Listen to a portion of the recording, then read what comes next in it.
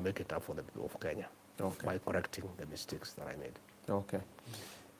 You say that Uhuru Kenyatta was a good friend of yours for a while. Then when you get the stint with William Ruto, kidogo you betrayed him kidogo, but somehow you still respect him a lot. But how come during the campaign time you guys used to say don't kill our children? Would your friend do that? You know, I've told you that William Ruto is very persuasive. He sold us a narrative that today, when we interrogate what we were doing and saying, we wonder whether we were mad. You know, sometimes you look back to the things that you did and said, and you really wonder whether you are in your right senses. But you know, some of us are very trusting. You know, we really believed this man and his narrative, and he sold it to us.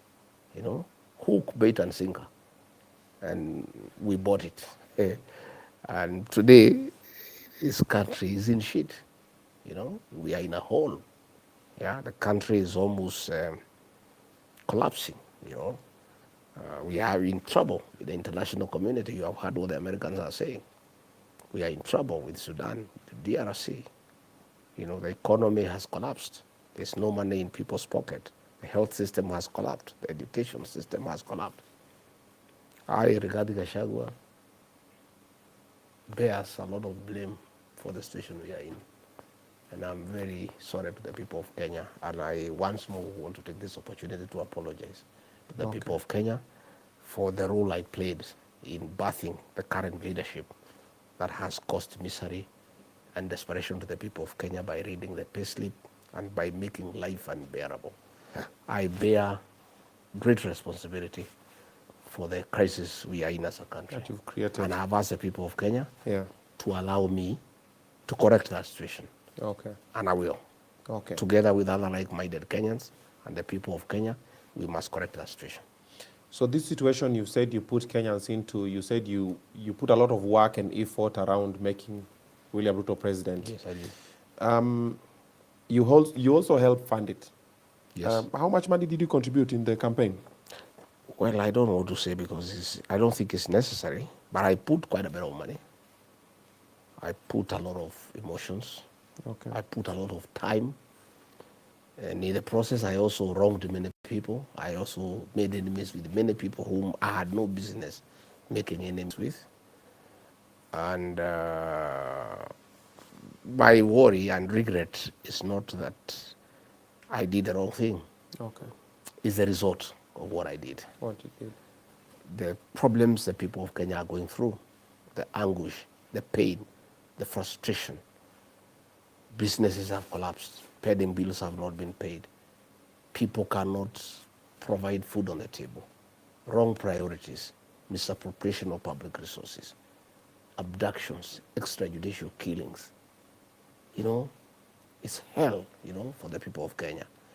And I am very pained that I played a very instrumental role in putting Kenya where it is. I have a few quick fire questions that I want to shoot your way, just to touch the base on what the amount of damage you are in at this moment. Did you guys really find empty coffers?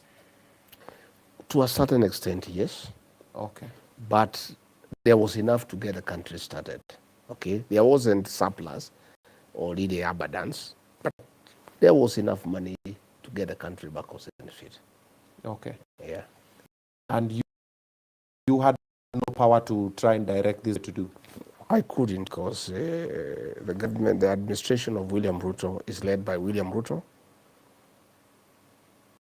implemented by William Ruto, oversighted by William Ruto. Everything moves around him. We're just there. And, you know, nothing anybody can do. That is why you find out of the 22 ministers who were appointed in the first government, 13 have been shown the door, yet nothing has changed.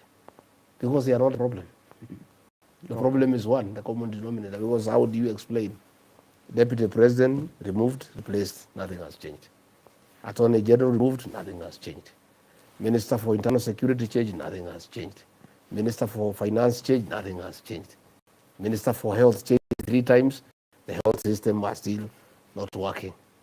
How do you explain what is Kenya's problem? Because if the Susan Nakumisha was a problem in the Ministry of Health, when she was changed and Deborah brought, they would have been changed.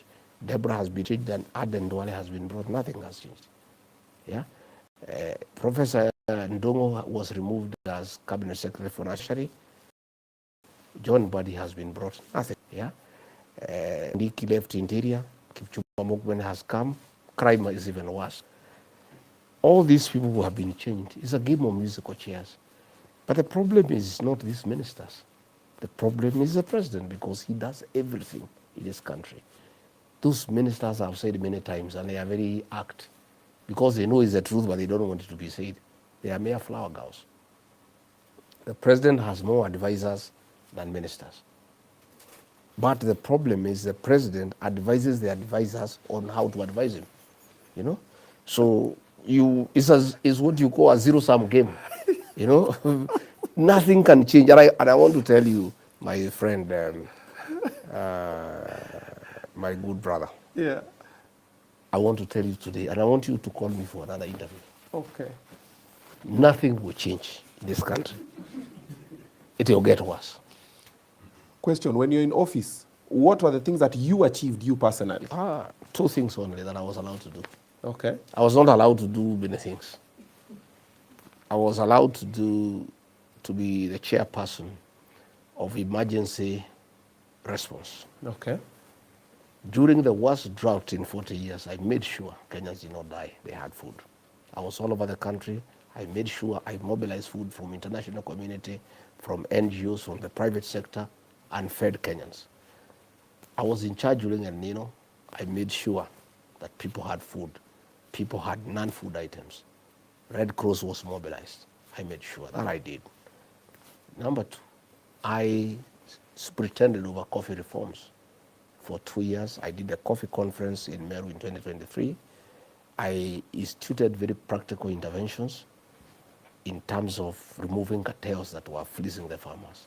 Today, as a result of the work that I did, coffee farmers are smiling all the way to the bank. When we came in, farmers were earning between 60 shillings per kilo up to 100. Today, as we speak, it's between 120 shillings to 200 shillings as a result of the coffee reforms that I instituted. Okay. The war on alcohol and illicit brews, I led that war very successfully. Young men had abandoned their homes. They were sleeping in trenches because of consuming illicit alcohol. I ran the cottages,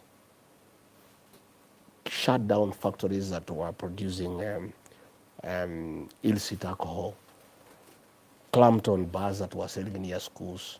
And as a result, we brought down the consumption of illicit brews, and people were very happy, families were very happy. When I left office, that program collapsed. The illicit alcohol is all over. Young men are drunk everywhere. Parents are crying, everybody is crying. Those are the three things that I was allowed to do, and I did. Had I been allowed to do more, I would have done. So you had to be allowed to do your job? Because I was a principal assistant to the president, and I was doing what he has asked me to do. Those are the things he allowed me to do without interference. Ile kurauka kwa ofisi saa 10 asubuhi? Those were delegated duties. What happens when you are the deputy president, you are allocated duties by the president, and on a day-to-day basis, he can send you to represent him out of the country like he would. He will tell you, go and represent in this function. So that was during the protests, and he was out of the country, and he instructed me to take charge. So I would wake up very early to make sure that by the time he calls me, I've got a very good picture of what is happening in the country. And I did manage the protests, and we didn't kill people.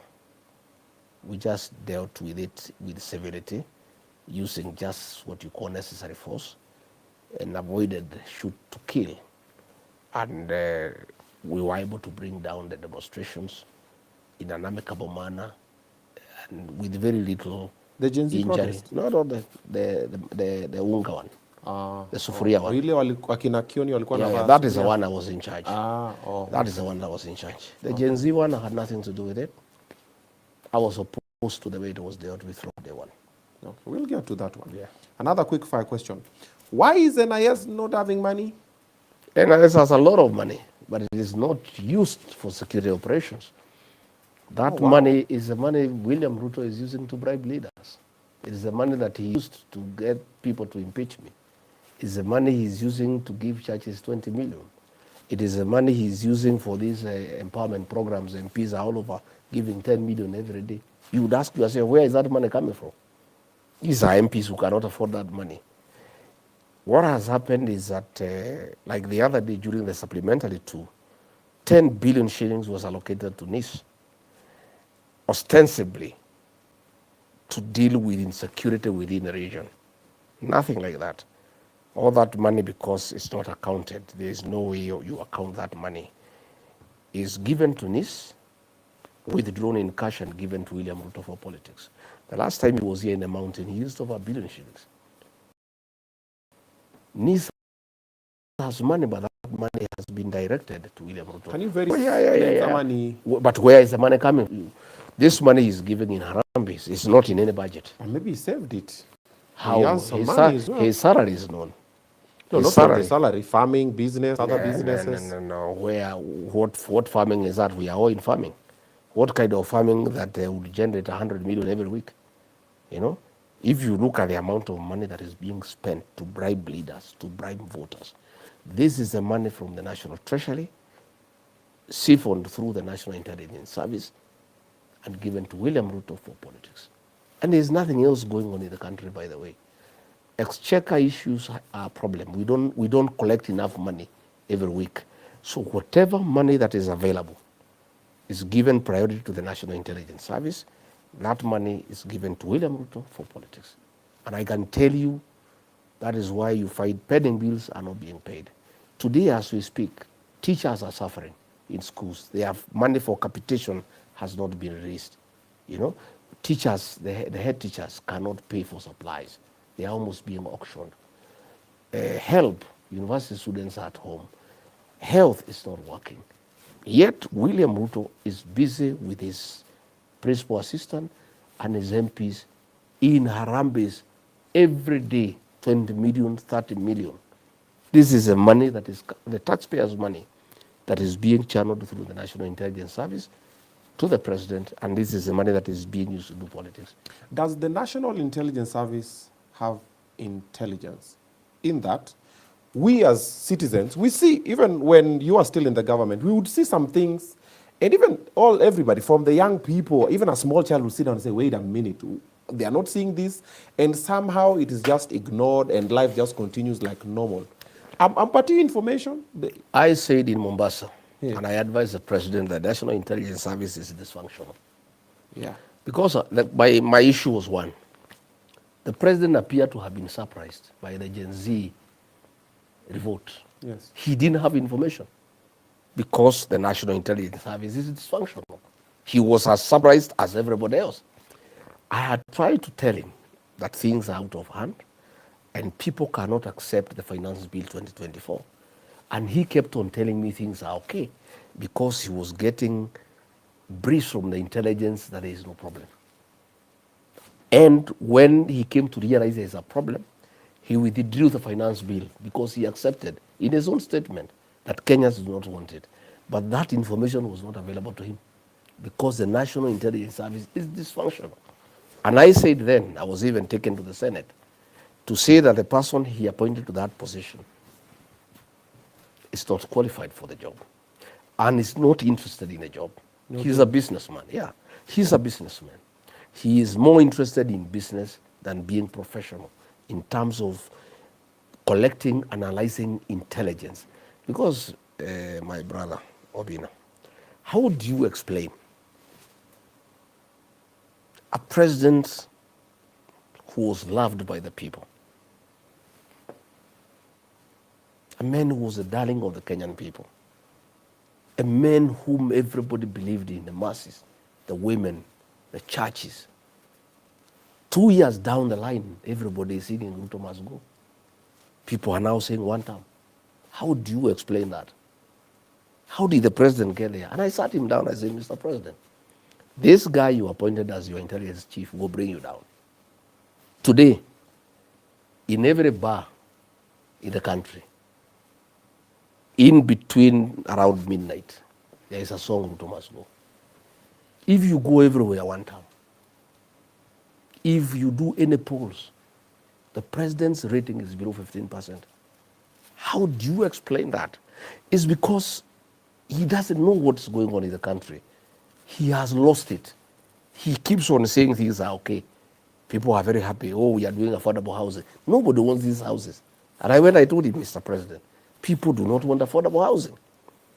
I told him, Mr. President, this university financing model, the students and the parents are not happy with it. But the president now has sycophants around him, people who belong to his praise and worship team. They hear no evil, they see no evil.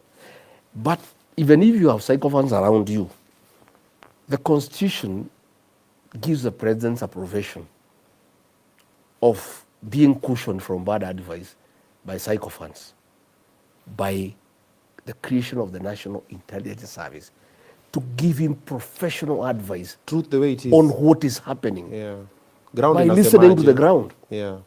But what has happened is that the doctor, the Nurdin Haji, because I have talked to many chiefs of intelligence at the regional level, at the county level, they submit reports every day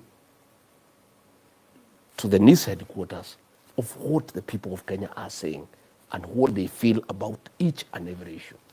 The president receives a briefcase from NIS every morning on what the country is feeling. What is in that briefcase? It's all doctored. Oh, wow. Nurdin Haji does not give The true information. accurate information to William Ruto. He gets it, by the way, because intelligence officers around the country are very professional. Okay. But it is him now to analyze and decide what to give to the president. Many times I attended meetings where Nurdin Haji is, and he would tell the president how happy people are. You know, I would stare at him like this because I know differently. Because myself, I listen to the ground. I listen to many people.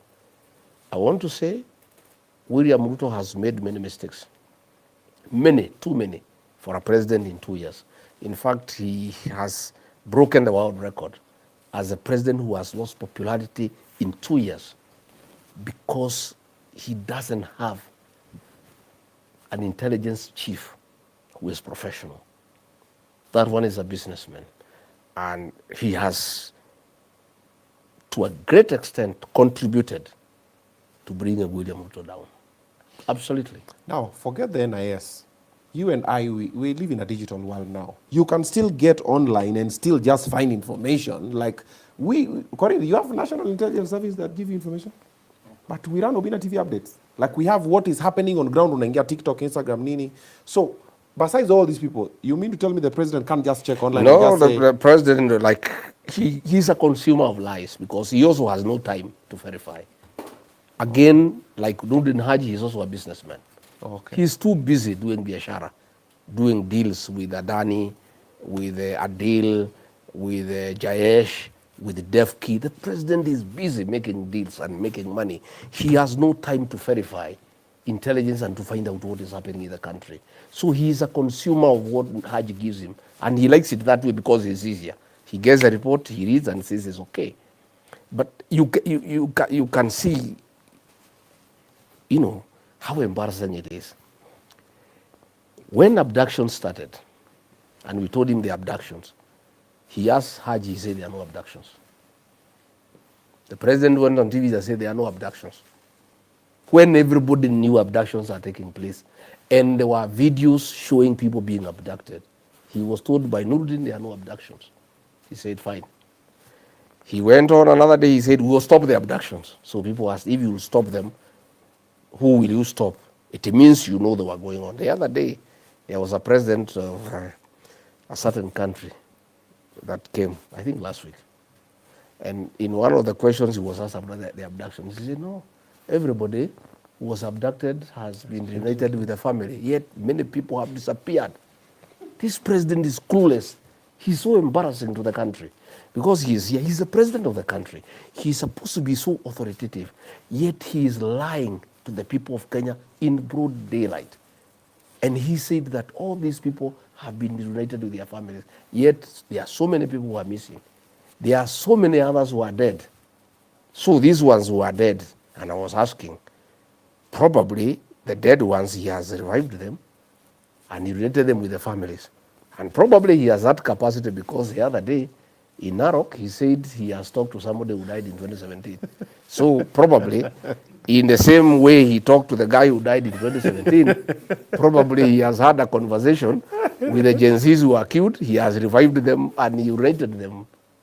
You know, we are very embarrassed as a country. But you've said that actually what you're saying indirectly is Ruto si mubaya ni watu wanamusaraud. Navana. Because you said is the intelligence is being given, so it is not him. He is also not good because I was there telling him the truth. Also, you are giving him I told him the truth, and because he doesn't want the truth, he got rid of me. He doesn't want the truth. So he got rid of you because you're going to... Oh, yeah, I told him the truth. I told him finance bill, it cannot work. I said, stop abduction, Mr. President. Stop killing young people. So issue was not like you're planning to kill him. See, the story is you're planning to kill him and take over the president. You know, there are lies that he would give. How do you kill a president? That man is heavily guarded. And if I had planned to kill him, I would have been arrested and taken to prison. Sure. You know, even lying requires some a bit of intelligence. you know, Mwai Kibaki, sometimes in 1988, when there was Mololongo here in Nyeri, he was rigged. And he said even the rigging requires some bit of intelligence. Yeah. Please, William Ruto, Kipchumba Murkomen, even lying requires some little bit of intelligence. You know, don't just lie to Kenyans when they can see you are lying to them. How do you lie when you are with a visiting president? On TV, you lie to the people of Kenya, looking at them without blinking, that all the people who have been abducted have been related with their families when you know it's a lie. You know? Do you think he knows that he's lying sometimes? No, he knows. That story from Tungi I think what has happened, by the way, William Ruto has lied so much that he believes in his own lies. You know, sometimes I even wonder whether his real name is William Ruto. I don't, sometimes I have now doubt. Is he really William Ruto? Because, you know, these lies are just too much. When you go and say you talk to Cheluget, a guy who died in 2017, oh, you Cheluget, Musijali, hata nimeketi naye juzi, tumekubaliana, hii maneno ya mashamba tumeketi na ni sawa na hiyo maneno yote nimeorosha. And the man died in 2017. You know, I can't believe it. If this government is so bad, why were you working so hard not to get impeached from the government that you are speaking harshly against? Well, because I had not been employed by the government or by William Ruto or by members of parliament. But you knew that you were only allowed to do a few things. I was employed by the people of Kenya through a vote. Only them would fire me. I needed to stay inside so that I can try to correct things from inside. But you still couldn't because you were inside. No, I stopped in my own small way. Yeah. I stopped many things. Yeah, there are many things I would say no. And that is why he stunned me. He got irritated because I was asking questions. In cabinet, I'm the only man who could say, no, this is wrong. This is not acceptable. The others were not talking? Nobody can talk. Even today, everybody is yes, sir. And that's what he wanted. William is everything. At what point did you know Mambo imechemuka when you're still with him in the government? We struggled almost a year. It was very rough for that 1 year. Oh. Yeah, the whole of 2023 from October. You saw it coming, bubbling, pole. Yeah. I couldn't stand what was going on, and I kept on telling him. And he was getting irritated, you know, very irritated. This Adani deal, how much did you know about it before everything? I knew about it when they refused to bring it to the cabinet subcommittee that I chaired. Okay. And he said, usipeleke kwa hiyo mtu ya maneno mingi. It was taken direct to the cabinet without coming through the cabinet committee that I chaired. Okay. And he gave it direct approval without discussion, so we just regularized it in cabinet.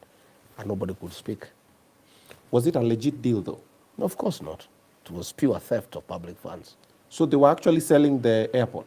Yeah, they were selling the airport, just like the way they have sold Bomas of Kenya. Bomas of Kenya, somebody has been given, a fellow from Turkey has been given a lease for 99 years. you know, and they are also using government money from the tourism fund to give to the guy to improve the facility.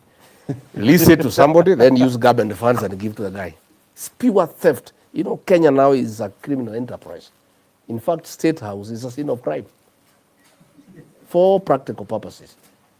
Hii ni serikali tu ya ukora na biashara. And I can tell you, in another 2 years, if things go the way they are going, there will be no country, you know? Watauza country. Oh, they will sell everything. There's a story that the title deed for the office of the president is missing. You saw the story? I saw the story. I wouldn't be surprised. I wouldn't be surprised. These people have appetite for land and buildings, you know, serious appetite. And I don't even know how much land they want. The other day they took land for IDPs in Davivi. The president has taken over. He's now growing wheat in that farm. That farm was for IDPs. Like the president is growing his own. Yeah, he has taken over that land in Davivi. 5,000 acres, land that was meant for IDPs. He has grabbed it by force. And nobody can ask any question. If you go to that area in Narok, the land would be 6,000 acres, where 5 people were shot dead the other day. He has taken that land. It's in public domain. We have the information. Land from his own kinsmen, the Kipsigis. He's taken that land, you know. But my question is, here I'm only 3 acres. It's even too much, the land that I have here. What does he want to do with all this land? There's a serious appetite for public land, you know. So the ones that you know, apart from the airport, which other facility has been taken without, apart from Bomas, that is, which other one has been taken chini ya maji na Wakenya wajui? You know, we don't want to give all these things at the same time. Okay. We want to keep on giving them to Kenyans slowly. You know? You just want us to. No, what has already been taken. What has already been taken is already too much. I think that is, the Bibi land is gone. Okay. The Narok land is gone. This GR extension story, is it legit? These are just deals with the Chinese companies, and you see, it's already creating problems between us and America, because the president is just being like a clever young guy playing on 2 women and pretending that he'll marry both of them. You know, and you can see the Americans have seen him through, and they are saying they are going to review our relations, because he's going to the Chinese and giving their story, going to the American and giving their story. You know, it's what we all used to do when we were young. You have some 2 girls, you keep on cheating them. I'll marry you, I'll marry you, I'll marry you. Then one day they meet both of them. Then you are in trouble. You know? There's an airport that is supposed to be put in Narok. There was an airport that was supposed to be put on the border of Narok and Kisii. Okay. The president has relocated that airport to his land in Kilgoris, yeah, for his own use. There is another one he has proposed near Narok town, which he has said it will be done within 6 months. We'll wait and see. We are around. What's up with the 6-month term limit? He loves 6 months. He loves 6 months. Okay. Is there anything good about our president that you can say? I don't know. I'm very disappointed, like all Kenyans. I really believed in this man. I really believed in him and what he was telling me and telling the people of Kenya. Okay. Mama Mboga, Boda, the church. He had great ideas. Bottom-up economic transformation. I'll put money in your pocket. Good things. And because me, I'm a people person, he said many good things that if they were done, this would be a good country. Okay. They were all lies. He did not intend to do any of them. Which one has he accomplished that you're like, this one is tick, mpaka njoro? The theft of the baby rat, that is accomplished. Huh? Yeah. I'm talking.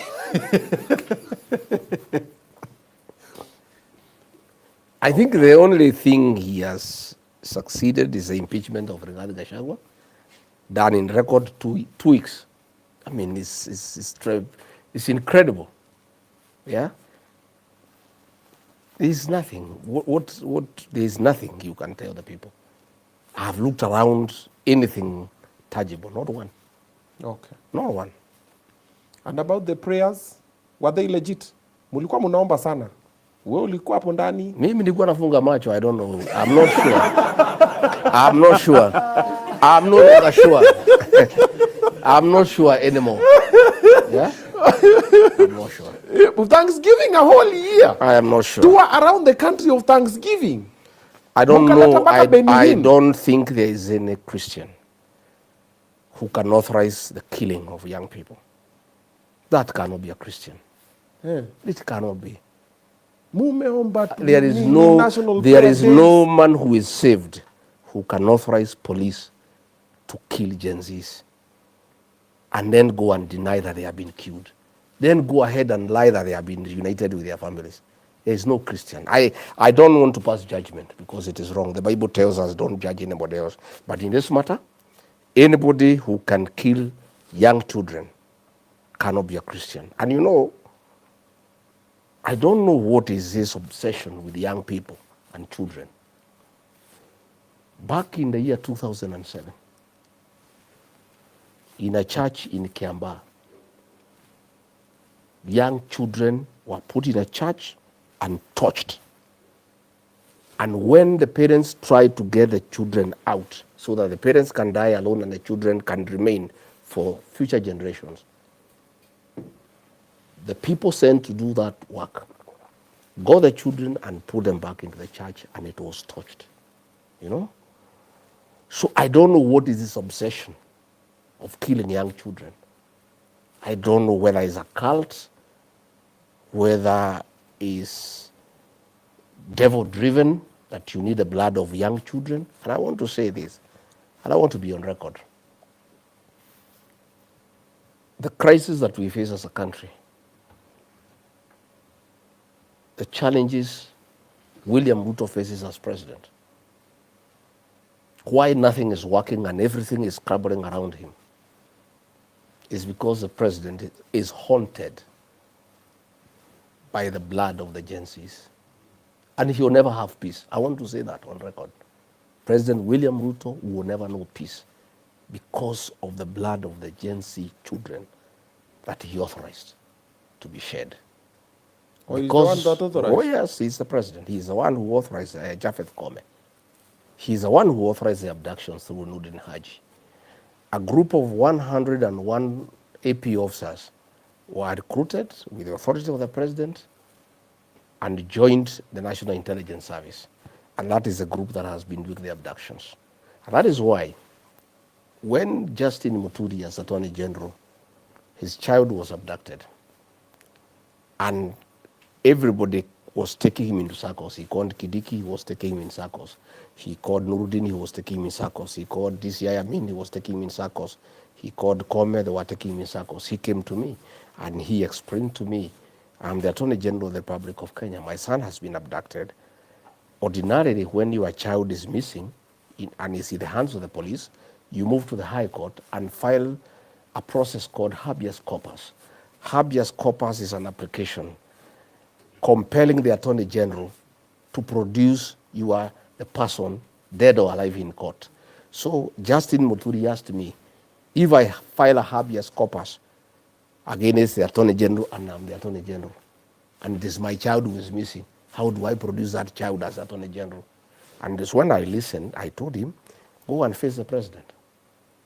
He went and faced the president and said, I want my child. President made one call to Nuruddin Haji, who confirmed we have the child, and he was released. So it is Nuruddin Haji and the National Intelligence Service who have been abducting young people with the full knowledge and approval of President William Ruto.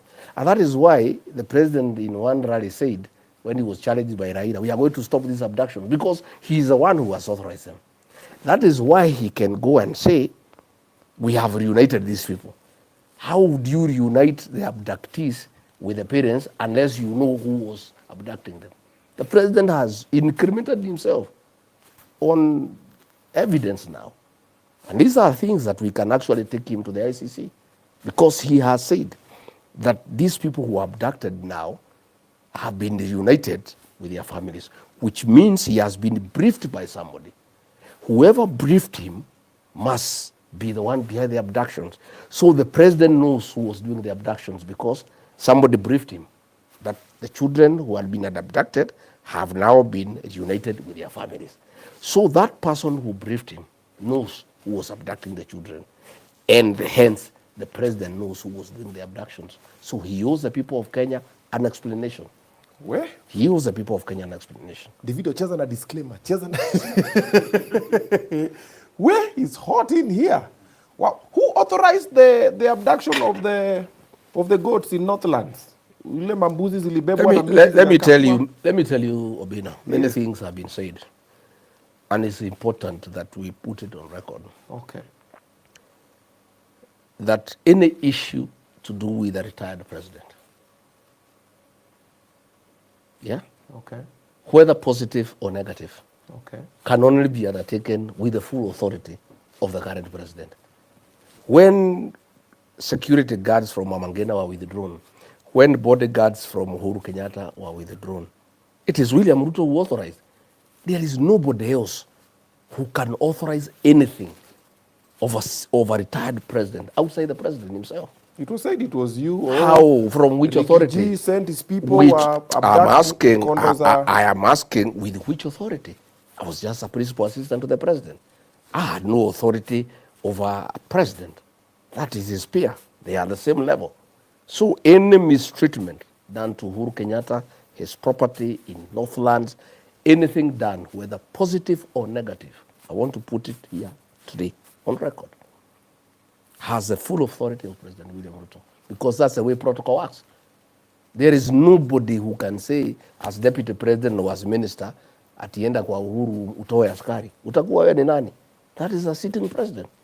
And that is why you saw President William Ruto ametoka ofisi yake, ameenda kutembelea Uhuru kwake nyumbani. He had asked him to go to State House. He said, I cannot come. If you want to see me, come. Come to my farm. So he went to his farm. They are crying.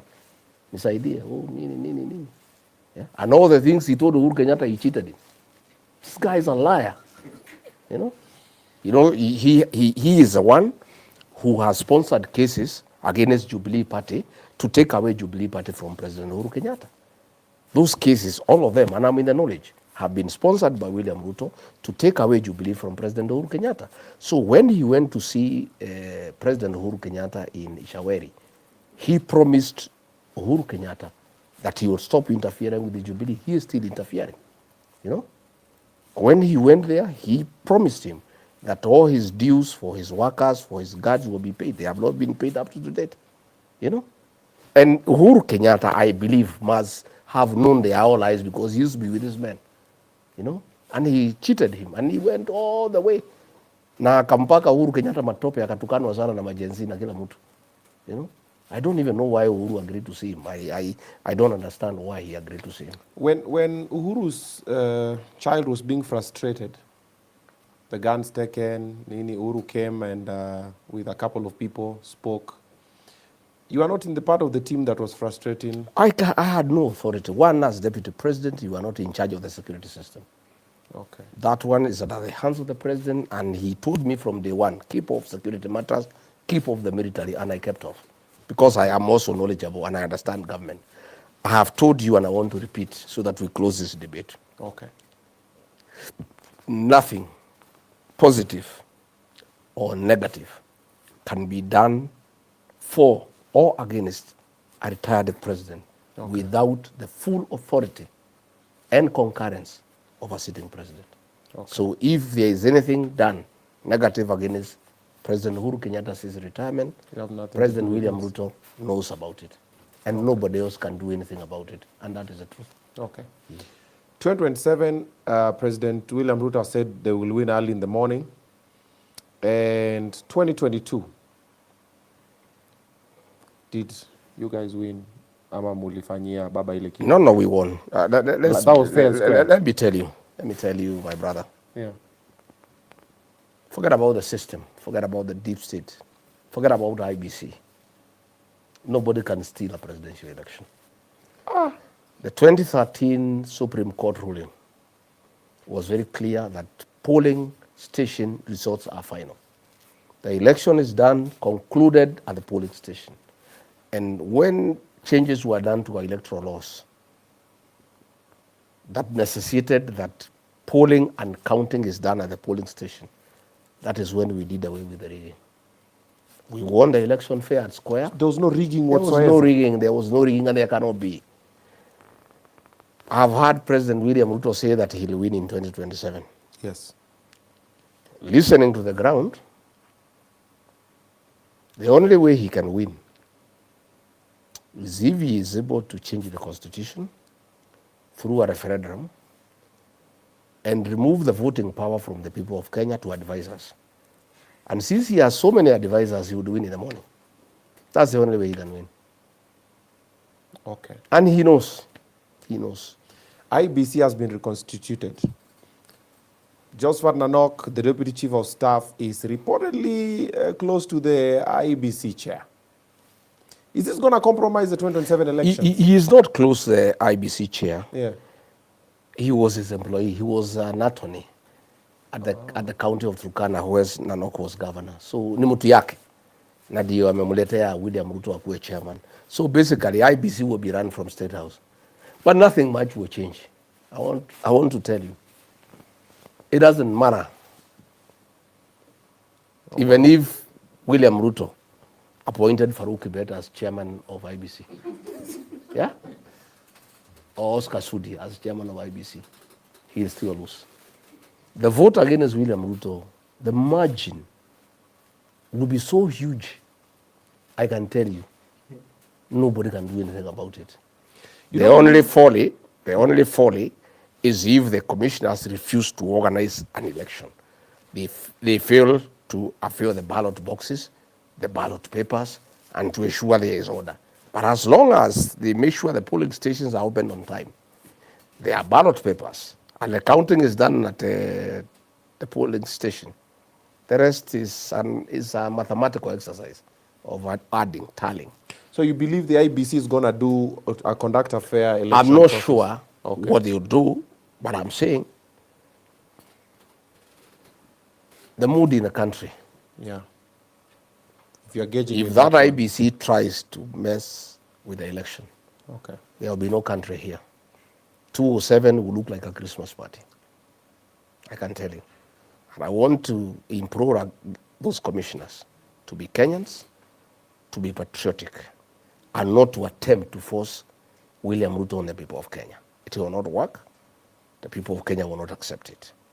People want change, and they are ready for change. Indeed, they are impatient.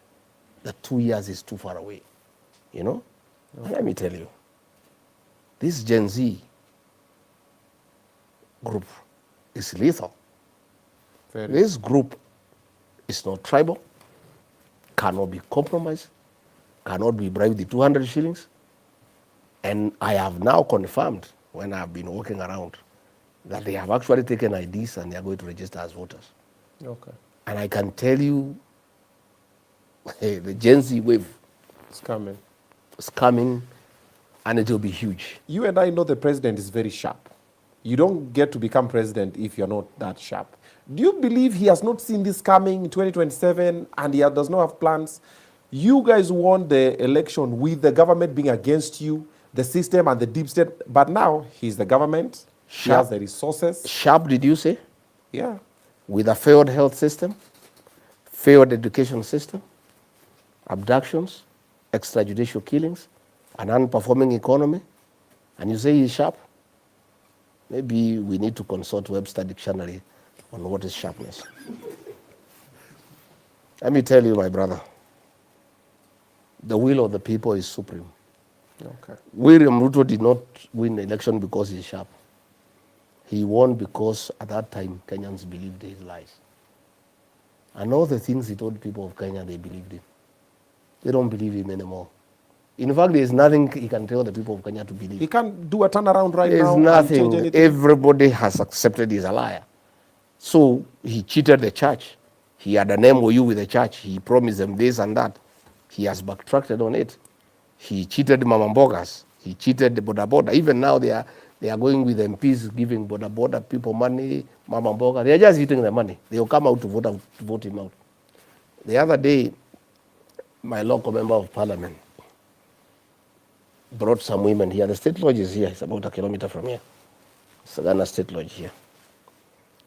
And they are women I have known all my life. They are my supporters. And I've been with them for many years. And he organized to take them to State Lodge. And they called me, oh, we have been told by the MP to go to State Lodge. And do we go? I said, yeah, you go. There's a lot of money that was brought there with Gunias. So please go and take. And if you are given more, I'm jobless. When I come home, you can give me something. So the women went there. They were 1,000. They were given each 8,000 shillings. And another 2 million for their cheerleader who had died to support in funeral. And they left.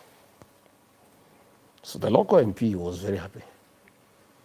So during the funeral, he ferried those women to the funeral so that they can come and cheer him.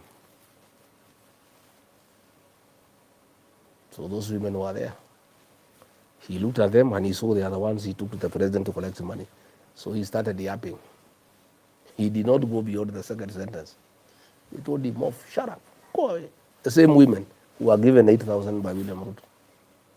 A decision has been made in this area, this Mount Kenya region, based on a proverb that is very popular here, that huwezi kukubalia ndovu izikwe na pembe. Lazima uzitoe uizike bila pembe, kwa sababu ni ujinga kuzika pembe na iko na dhamana. You understand? People have decided to take William Ruto's money before he goes home. And it doesn't matter how much money he brings here. He can bring money in cartons, he can bring in sacks, he can bring in billions. He can't buy you back? Not me. Forget about me. You, if he comes back and I'm tells just you I'm telling sorry. you. No, forget about me. Forget about me. What if he apologizes? Think about it. I'm saying, forget about me. Yeah. These rural women, Okay. these rural boys, who will take his money and that is it. As for me, my brother, I'm priceless. What do I need the money for? It's a very beautiful home. I'm not paying rent to anybody. I live here. What do I need money for? This woman here, Pastor Dorcas, she's a pastor.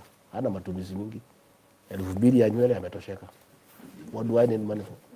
But what Why if he would comes I back sell and my soul? apologizes? Why would I sell my soul? Yeah. Why would I sell my conscience for money? To do what with that money? Even if he apologized to me, it's meaningless. Me, I'll forgive him because I'm a Christian. But what about the people of Kenya? What about the payslip holders whose payslips he has raided? Will he apologize to them? What about the parents and relatives of the Gen Zs whom he killed? What apology can he give? Even today, he has never apologized. I would have expected when he was talking to that president and he was lying that the families have been brought back together, he would even have the moral conscience to offer an apology to the Gen Zs and to their parents and to the people of Kenya that they were killed. Yeah? How do you apologize to those families? How do you apologize to people who are going to hospital and SHA is not working? How do you apologize to teachers and students whose schools have collapsed because of non-funding? How do you apologize to people whose businesses have collapsed because of non-payment of pending bills? If William Ruto was to apologize to the people of Kenya, he would take 1.5 years every day just apologizing because he has wronged everybody and rubbed everybody the wrong way. So me, I don't have a problem. He can apologize to me. I'm very forgiving. But he has a job to do. Okay. And even if he apologizes, I don't think the people of Kenya would ever trust him again. Okay. He has lost their trust. The remaining period of time, do you think is enough for a turnaround? Like, let's say, for example, today he gets up and says, I want to now do right. Do you think it's enough? Where would he start? Would he give back the Dafifi lad to the IDPs? Would he be willing? I don't think so. Would he be willing to stop doing business with Adil and Jayesh and Defki?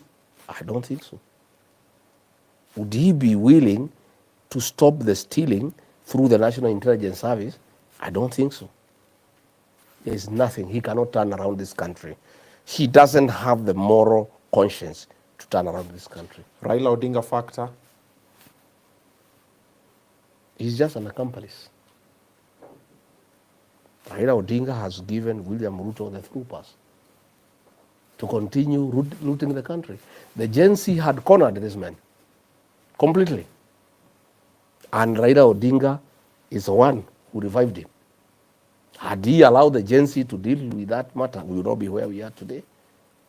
So he is the one who saved him. Okay. And since the Raila came, he donated 4 experts. Joho is an expert.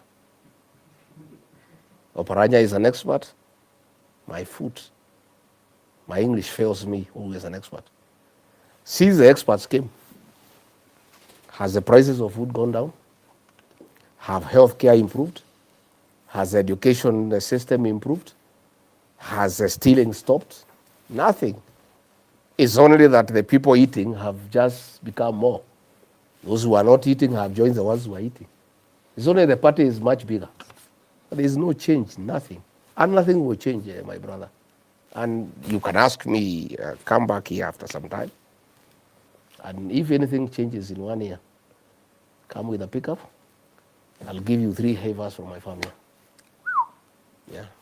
Okay. The day things change and they are working, don't even look for an appointment. Just find out through social media. Once you confirm I'm here, you see me taking some photographs here. It's 2 hours from Nairobi. Just come with a pickup, get 3 havers, fresh and go. Nothing will change. Mr. Things will only change after the elections, when there's regime change, and we put a responsible government into place. That's when there'll be change. Mr. President, you're standing between me and 3 heifers. Do the thing. Quick fire. What happened to NHIF money? Stolen. By who? Who else?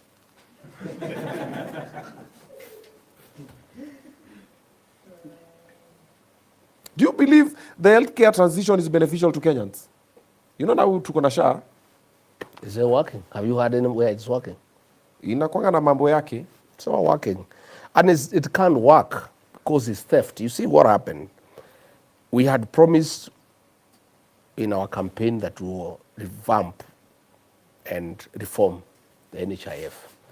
And the NHIF officials came up with a scheme requiring 800 million to create a new system to put things in order. Instead of providing 800 million, we decided to leave NHIF and bring SHA and create a system costing 104 billion. That is the crux of the matter. Half of that money is going to people in government. It's pure theft of public funds. This whole SHA nonsense is about stealing government money. It has nothing to do with healthcare. It has nothing to do with improving our healthcare system. It's pure theft by the Adanis. Yeah? And that is why even when the president cancelled the airport, very reluctantly, he never cancelled SHA. That's where the loot is. Those are the things I said no. Those are the things that made me to be kicked out. I said, Rigathi Gachagua, to be a crime, to be a partner in crime, to steal more than 50 billion shillings belonging to the people of Kenya, I cannot partake. How much money is enough? I don't know. You should tell me. I don't know. I don't know either. Hustler you know, fund. I have seen Hustler Fund is another. Is it legit? No, it's a sham. You know, my brother, we promised the people that will create Hustler Fund. We used to have Youth Fund that was working. Yes. Wezo Fund that was working. Women Fund that was working. They were collapsed, and we brought in the Hustler Fund. Hustler Fund, do you know how much money you borrow for business? 500 shillings.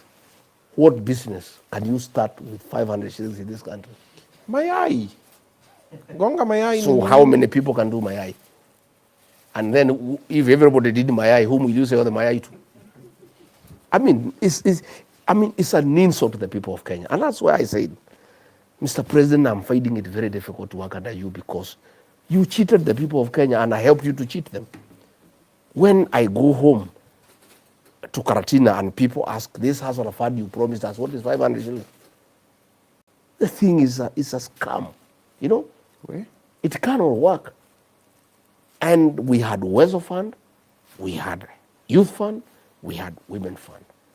When we formed government, we'll scrap the Hustler Fund and reinstate the Women Fund, the Youth Fund, and the Weso Fund, and even get more money into the funds to enhance financial inclusivity in the country so that people can do business. There is no business you can do with 2,000 shillings, 3,000 shillings. You need a minimum of 50,000 going up, you know?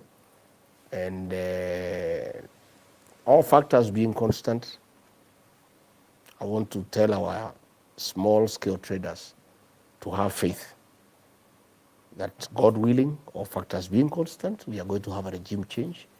You get a responsible government that will scrap the Hustler Fund because it's a scam. It's fraudulent, it's a fraud. And bring back those funds that were working and give them more money to help people for financial inclusivity. What happened to Linda Mama? I thought you told me William Ruto is very sharp.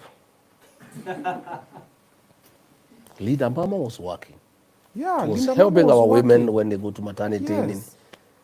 It was all, the president was not interested in those programs. He just wanted to be president, to become rich. So it's about money. And he's rich, filthy rich, filthy rich. In the last 2 years, in my estimation, when I look around, he must have made 3 to 4 trillion. Yeah. Yeah. It's filthy rich. And I think that was his dream. I don't think he cares about this country. I'm not sure anymore he cares. Because people are making noise, he's not interested. People are raising issues, he doesn't bother. But he is rich, that he has achieved. Rich, filthy rich. Okay, let's the housing tax. Remember the story? You are still together. Yeah. Was it legit? I have admitted that initially. I believed him when he said we need to do affordable housing. Okay. It's a good thing for creating employment. Even when he insisted on the housing levy, I told him Kenyans are complaining, but he insisted that let's do it because it's good to create employment. I went along with him until it came to my attention along the way that this affordable housing thing was a business venture between the president and DEFCI. DEFCI has a factory that makes steel, cement, and mabati. And those are the 3 components that drive the housing agenda. So all the cement, all the mabati, all the steel that is bought for affordable housing, the profit is shared between DEFCI and William Ruto. The whole thing was a business thing. And that's when I withdrew my support, when I realized it's a con. And if you move around, people are asking, in a place called Kenyaga, they have done some houses there. They want to sell for 4 million. Nobody will buy. People are asking, with 4 million, I can buy an acre of land, do a house for 1.5, and do coffee and dairy grazing unit with the rest of the money. Why do I want to go and I'm an old man to live in the upstairs? The whole thing is being forced on the people of Kenya to create business for the 2 to sell cement, mabati, and steel. The whole housing levy is about creating sufficient money. And you know that money? Because there is no capacity to absorb it, it's kept in a bank that the president bought when he became president. Huh? Yeah. Wait a minute. Yes. We bought a bank? He bought a bank. That's where the money goes. Like local bank? Yeah, local bank. Which bank? I don't want to say the name. Do your research. I'll tell you off camera, then you can go and do your research.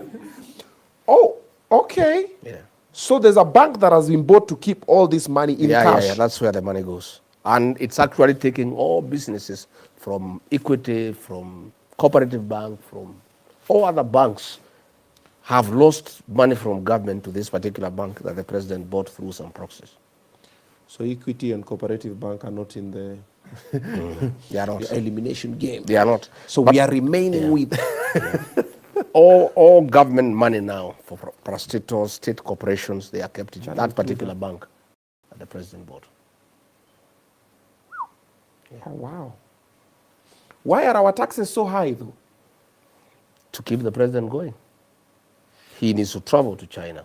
He needs to get money through a niece. People must pay for that money. He's not going to get it from his pocket.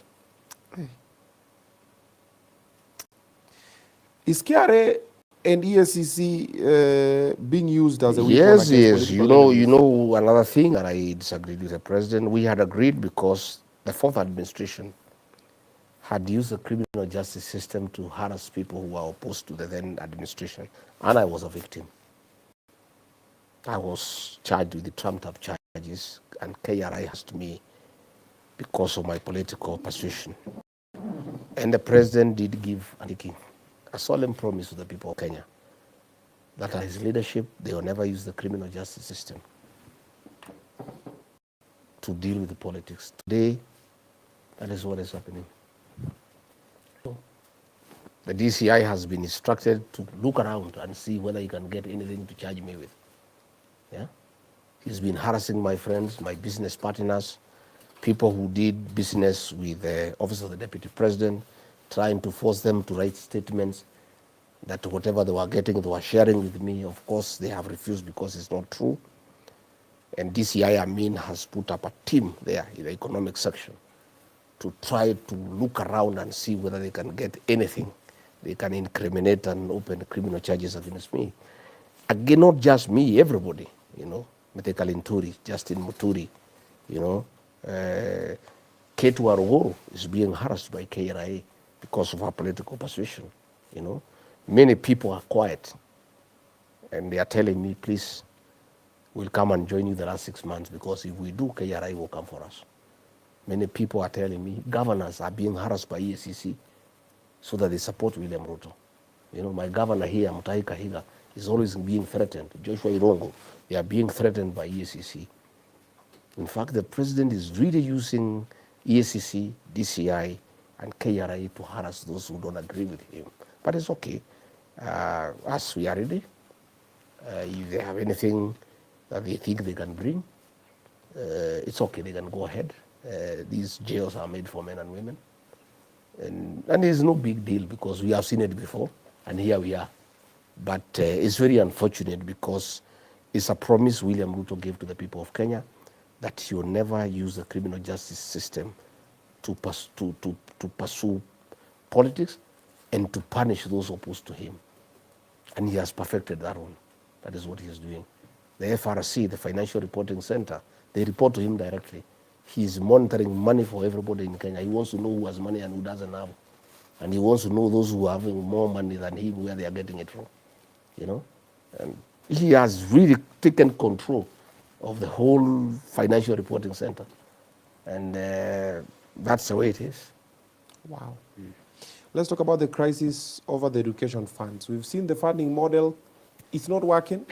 Senator Wathangwa spoke about the government giving money to us to pay the government instead of putting it in a system and then you just put education for free. Yeah. Do we even have hope for the education funding system? Mwai Kibaki, the celebrated third president of the Republic of Kenya,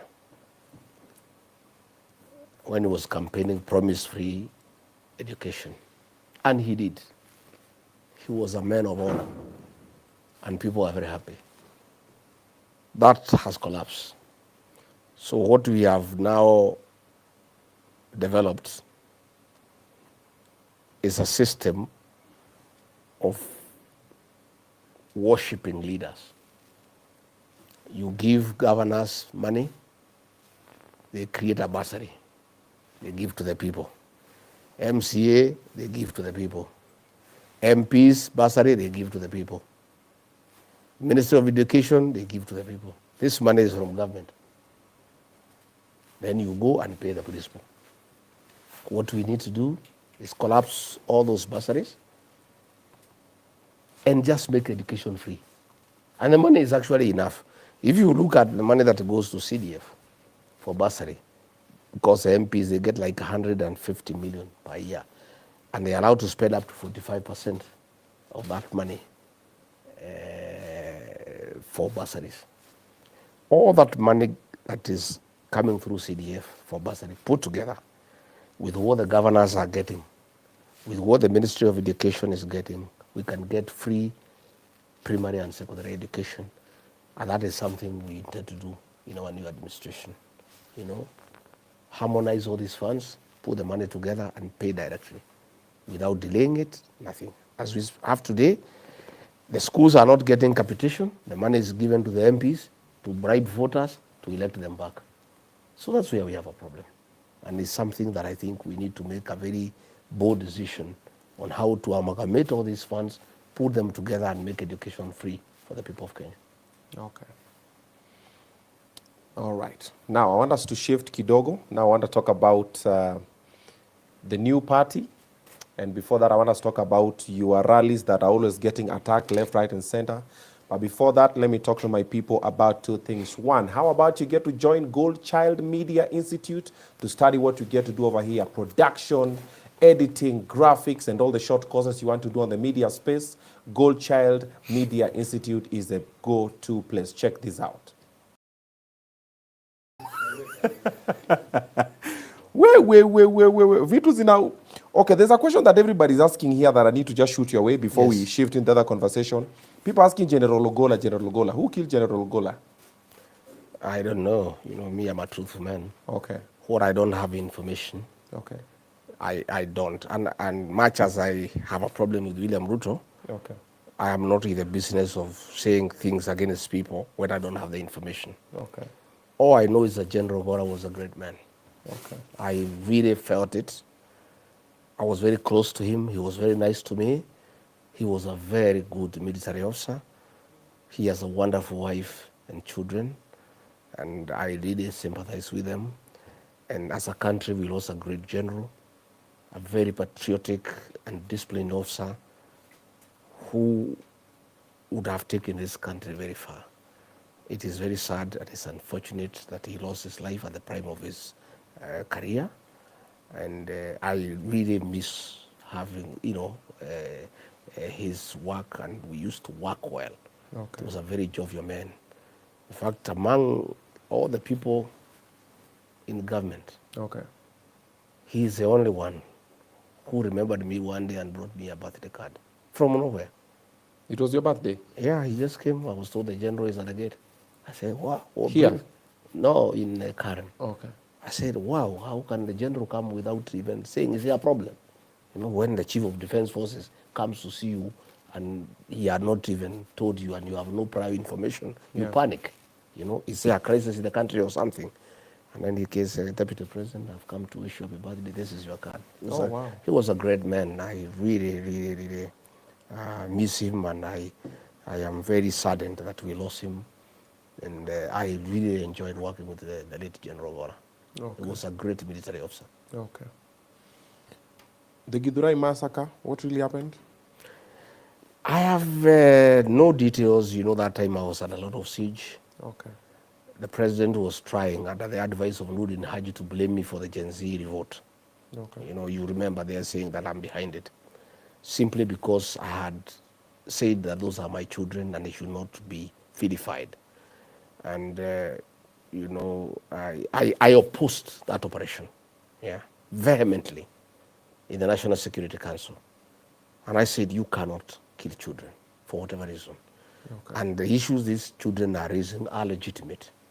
And that is why I took the unprecedented action that has not happened again in this country, to issue a counter press conference that was contradictory to what the president was saying. The president had the previous night, on the 25th of June, said that those children were criminals and they were treasoners.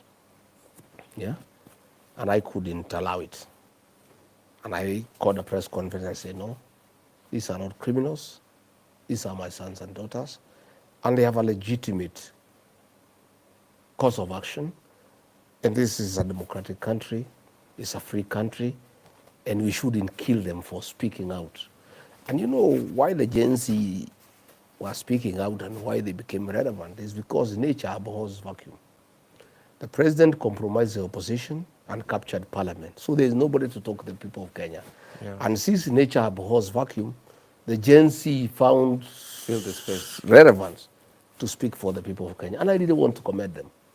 And what they did is unprecedented in this country. And I want to join President Uhuru Kenyatta in telling our young people to rise up to the occasion and fight for their country and fight for their parents. Some of us aging, we are growing old. Yeah. We want these children to take care of us in our age, and this is their country. And more than anybody else, they are the greatest stakeholders in this country because they have much longer to live than all of us. So they have a responsibility to make sure that there is good governance. They have a responsibility to make sure we have a responsible government. So I want to encourage the Gen Zs that this is your time and you have a date with destiny and you must be on the right side of history. And I want to tell the Gen Zs, my sons and daughters, my grandchildren, you are doing a fantastic job on the smartphone of creating awareness, but that is not enough. The real transformation of this country will happen on the ballot.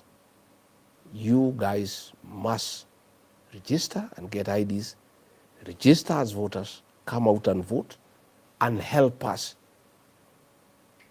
to follow the vote the way it is going using the smartphone. And I am very saddened and embarrassed that I served a government that killed children. I feel my heart is heavy that I took part in getting this government elected into office, only for that government to turn against innocent children and kill them and butcher them, and then sound very unapologetic, like it doesn't matter. I had another member of parliament saying that people die every day and move on. Can you imagine the kind of callousness in this administration? The MPs who are sycophants of the president have no feelings, they have no heart whatsoever. That a member of parliament on the floor of the parliament, the National Assembly, on the Hansard, can stand up and say that people dying is no big deal. And people die all days everywhere in the world, and just move on. You know, Like it's a normal thing. I really feel it. And for the parents of the Gen Zs who died, their brothers, their sisters, their relatives and friends, I, Rigathi Gachagua, give my profound apologies to you that I took a great part in bringing this government into power that has turned against you. And I ask for your forgiveness, because that should never happen. And I really feel it. And I feel it because I took a very active role in getting this government elected, only for this government to turn against children and kill them. I really feel it, and I feel very sorry about it. There's nothing I can do. I cannot bring them back to life. I cannot replace them. I cannot trace them. But I will do whatever I need to do to make sure that those responsible also get humiliated at the right time. Oh, wow. Yeah. Planning to take revenge? Not for me. Not for mine. the people. For the people, for the Gen Zs. Who will get justice to these Gen Zs? The only way for us to get them justice is to remove the men who ordered for their killing. I think that's the only thing we need to do for the children and for their parents and for their relatives. There's a time you used to say, oh, President, don't kill me, don't kill my children. You're no longer scared to die? How many times can you die? Once. And nobody can die from morning to evening. You just snap like that and you are dead and buried. And life goes on. I am one Kenyan who has sacrificed and offered my life to liberate this country. And I'm willing. That's why I speak the way I speak. I don't care. Yeah, you've been making some pretty I don't care. bold statements. Somebody must speak. Using Githurai. Somebody must be brave enough, courageous enough, be patriotic enough, love his country enough to do what I do, to be a man of courage to speak for the people, because people have been intimidated, people have been coerced, people have been bribed. Nobody speaks for the people of Kenya. If I too became a coward and get intimidated by William Ruto and keep quiet, who will speak for the people of Kenya? Somebody must speak for them. Just like the Gen Zs who went to the streets and paid for their lives. We too are willing, whatever it takes, you know. That's why William Ruto harasses me every day. In November, he sent goons to kill me in Limuru under police escort. Up to today, the people who wanted to kill me have never been arrested. The pictures are all over. I had the DCI the other day telling me to go and report to police. When they saw the violence, they saw the pictures, they did nothing about it. Today I went to Shamata in Nyandarua. A policeman threw tear gas at me. You know, the Christians, that policeman is still there. Here he was promoted from an inspector to chief inspector. You know, another day Pastor Dorcas was having a Christian prayers here in Nyeri. A leader of the criminal gang who now works directly under the president and the deputy president went and with other criminals chased her away from the meeting, harassed Christians. Nothing has been done. Another day, in a manner similar to what happened in Kiambaa Church, where William Ruto was part and parcel, goons were sent by the president to PCA Mweki Church to attack me and Christians inside the church. They desecrated the altar.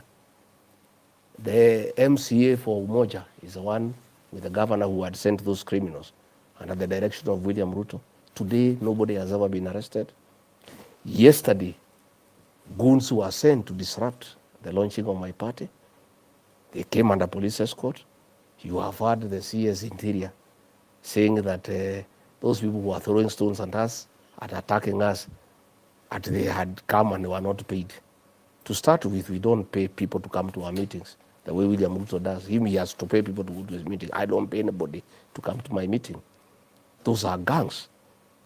And the CS should know, even lying requires some little intelligence. You know, people are very intelligent. So the president has been trying to intimidate me every day. But the story is that these people are your people. Like how do you... Every time you're doing a kamukutano, you get attacked. Like people are saying you're coming with a victim mentality because the underdog always wins. But let me ask you, but why if they are my people, they would be in prison by now for sure. If those people who attack me are my people and they are seen attacking me, they would have been arrested a long time ago. That the reason why you don't want to press charges is because you know... How do I press charges against them? If I report to the police, I wrote to the Inspector General, he did nothing. Where am I supposed to press charges? So criminal matters are dealt with by the police and the Director of Public Prosecutions. They are not civil matters. If it was civil matters, I would sue the president because he is the one who does these things. But the Constitution gives him immunity. You cannot take him to court as long as he is president. So what other legal remedies are there? So you have nothing to do with these people who come How would I have anything to do with the people who are attacking my meetings? And if they are my people, why don't they arrest them? By now, they should have been arrested and charged. You know? What I know is that they want to harass the private guards who guard me. Anytime I'm attacked, I have people who guard me. So they want to use this to start harassing the private people who guard me so that I have no people willing to guard me because I have no, despite being the second deputy president of the Republic of Kenya, and a man with a serious following, and a man whose security is important for this country. Yeah? If I was shot today, or if I was struck today, the Kenya would not be the same again. The state has a responsibility to make sure that I'm safe for the political stability of this country. But they have not done so, but doesn't matter, I'm not interested. I have made arrangements that I have private guards who guard me all the time, you know, and I know that is what they have been targeting, so that they can be able to get them from me. But doesn't matter. Let them do whatever they want to do. But they must know that all these things will come to an end one day. Yeah?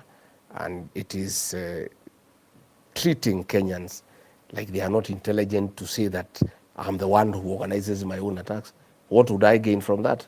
You know? Sympathy. What sympathy? I don't need sympathy from anybody. Why would I want sympathy from anybody? When these people attack your congregations, your meetings, how does that make you feel? I feel terrible because this is a country of the rule of law. This is not a country of the rule of jungle. You know, it is so sad that a president can use goons to settle political scores. And he must accept that I have moved on. I will not support him, and I no longer support him with my supporters. And there's nothing he can do. He cannot force us to support him by force. He just has to go and look for support elsewhere. Yeah? But, you know, they had wanted me to stay in the house. They thought after they removed him from office, I would stay here and be crying here. So they don't want me to go out there where the people are. That is why the attacks were there. Because they thought I'm a coward, that they would attack me once, twice, and then I chicken out, I come back and fear. I am willing to die in those meetings. If that will save this country, if my blood is what will grow the tree of liberation so that this country is free from the dictatorship of William Ruto, so be it. But let me say, for the avoidance of doubt, I'll continue doing my meetings. Let them come and harass us. But my people have said not, it will not happen anymore. And you see what happened yesterday. You know, people are getting very angry. Yeah. People are getting very angry. We are going to have a very big launch with over 40,000 people. If they set gangs there, they'll find those people there. Because they are also human beings. And nobody is a coward. You know, if that's what the president wants Kenyans to fight each other, let it be. But I can say, I want to confirm that I'm not going to stay in the house. I am not going to stop going to meetings for fear of attack by goons. What I know is that I have many supporters who are willing and ready to defend my meetings to a man, and that will happen. And we are not going to chicken out, and we are not going to be sold fear. You know? Okay. My brother, I'm a descendant of the Mau fighters. I was waiting for that line. Yeah. So, you know, William Ruto must know that sending a few goons here cannot make me run away from meetings or stop going to the public. I'll go to the public. Okay. If he wants to kill me there, let him kill me there. You know, Okay. and there's no problem. Whatever he wants to do, he can do. But I also want to say that my people, my supporters have also said, no, it will not happen again. So those goons who are being sent, they must know. People And they will find people waiting for them. We have a launch on 4th. Let them come. They'll find people waiting for them. If that's what the president has decided, that this is not a country of the rule of law, that policemen will stand away and let people fight each other. If he has decided that everybody should organize his own security, if the president wants to use goons, there is nobody who has a monopoly of using goons. Yeah. But I can assure you that my supporters, and there are millions, they have made a decision. Like you saw yesterday, nobody would be allowed to attack my meeting or myself. And on 4th, we have a big meeting. If they want to organize 1,000 goons, let them go ahead. Pull up. We're ready. They'll come. People will be ready for them. When that thing was happening yesterday, where were you? I was just there. Haukushtuka? Nani? Ooh, nini. Yeah, nini. My friend, what is that? That's a joke.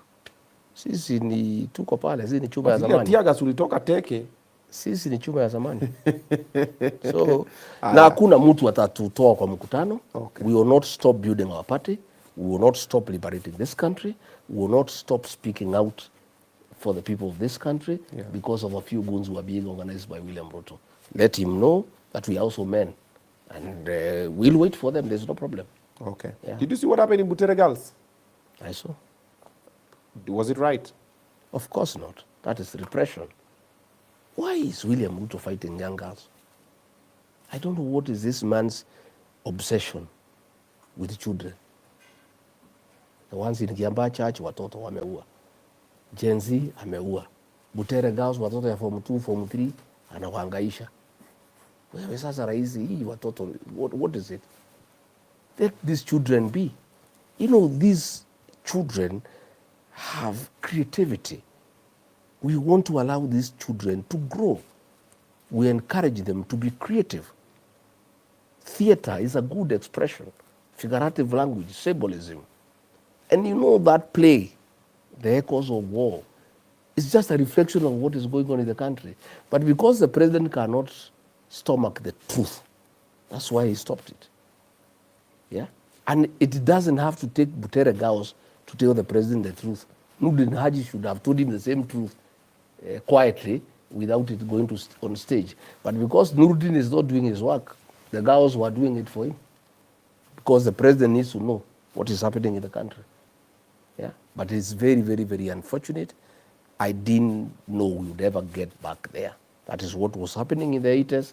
I never knew after the new constitution, the 2010 constitution, we'll ever get back there. Okay. Yeah. There's a time when the president did an address, then you also did an address after him, and a lot of people are like, that's a breach of protocol, it's disrespectful. What was the situation? What was happening? Why did that happen? I've told you, I couldn't allow him to abuse our children and call them criminals. I needed to say they are not criminals, they are our sons and daughters, the Gen Zs. Okay. He had issued a press conference on 24th. And even that particular day on 26th, when I called the press conference, he called his so that I stopped mine. And when the head of public service called me, he says, hey, we have seen you have a press conference. The president has a press conference, so please cancel it. I said, there's no problem. I cancel it. Let the president go first. If he addresses the issues that I wanted to address satisfactorily, I'll drop mine. Okay. He had said Gen Zs are criminals, they are treasoners, yeah, and he'll clamp them. And I was saying, no, that is wrong. Yeah. These are our children. We cannot just kill them because of speaking the truth. It looked unprocedural. It looked disrespectful, but it needed to be done. I mean, we are not talking about potatoes or carrots. Yeah. We are talking about human lives. We are talking about our children. I mean, the topic was so serious, I needed to speak out and say what is happening is wrong. I'm that kind of a person. And even the president knows I'm a truthful person. So there is no way I would allow him to get away with murder, killing children, and then justifying it by calling them criminals, by saying that they are involved in treason, and is a lie. Those children never wanted to overthrow his government. They were simply expressing their displeasure with the government's insistence to force Finance Bill 2024 on the people of Kenya. But he was saying they are criminals, and I was saying they are not criminals. And I needed to defend the Gen Z. Okay. And I'm the only Kenyan in government who came out to defend the Gen Z. And I meant every word of what I said. And I really, truly believe in them. After that, did you get any call? Of course, I was really reprimanded. I was thoroughly abused, and I took it in stride. Oh. Yeah, thoroughly. On phone call, one-on-one? Face to face. He called me all sorts of names, unprintable, and I said it's okay. I didn't say anything. I kept quiet. Oh, I kept quiet. Now that Professor Kindiki is over there, are you guys in good terms? Are you friends? You got beef? I have nothing to do with him. Okay. That's an employee of William Ruto.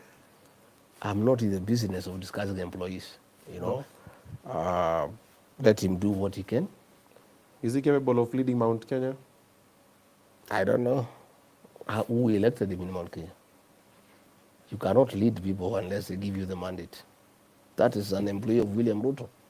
He takes care of the interests of William Ruto.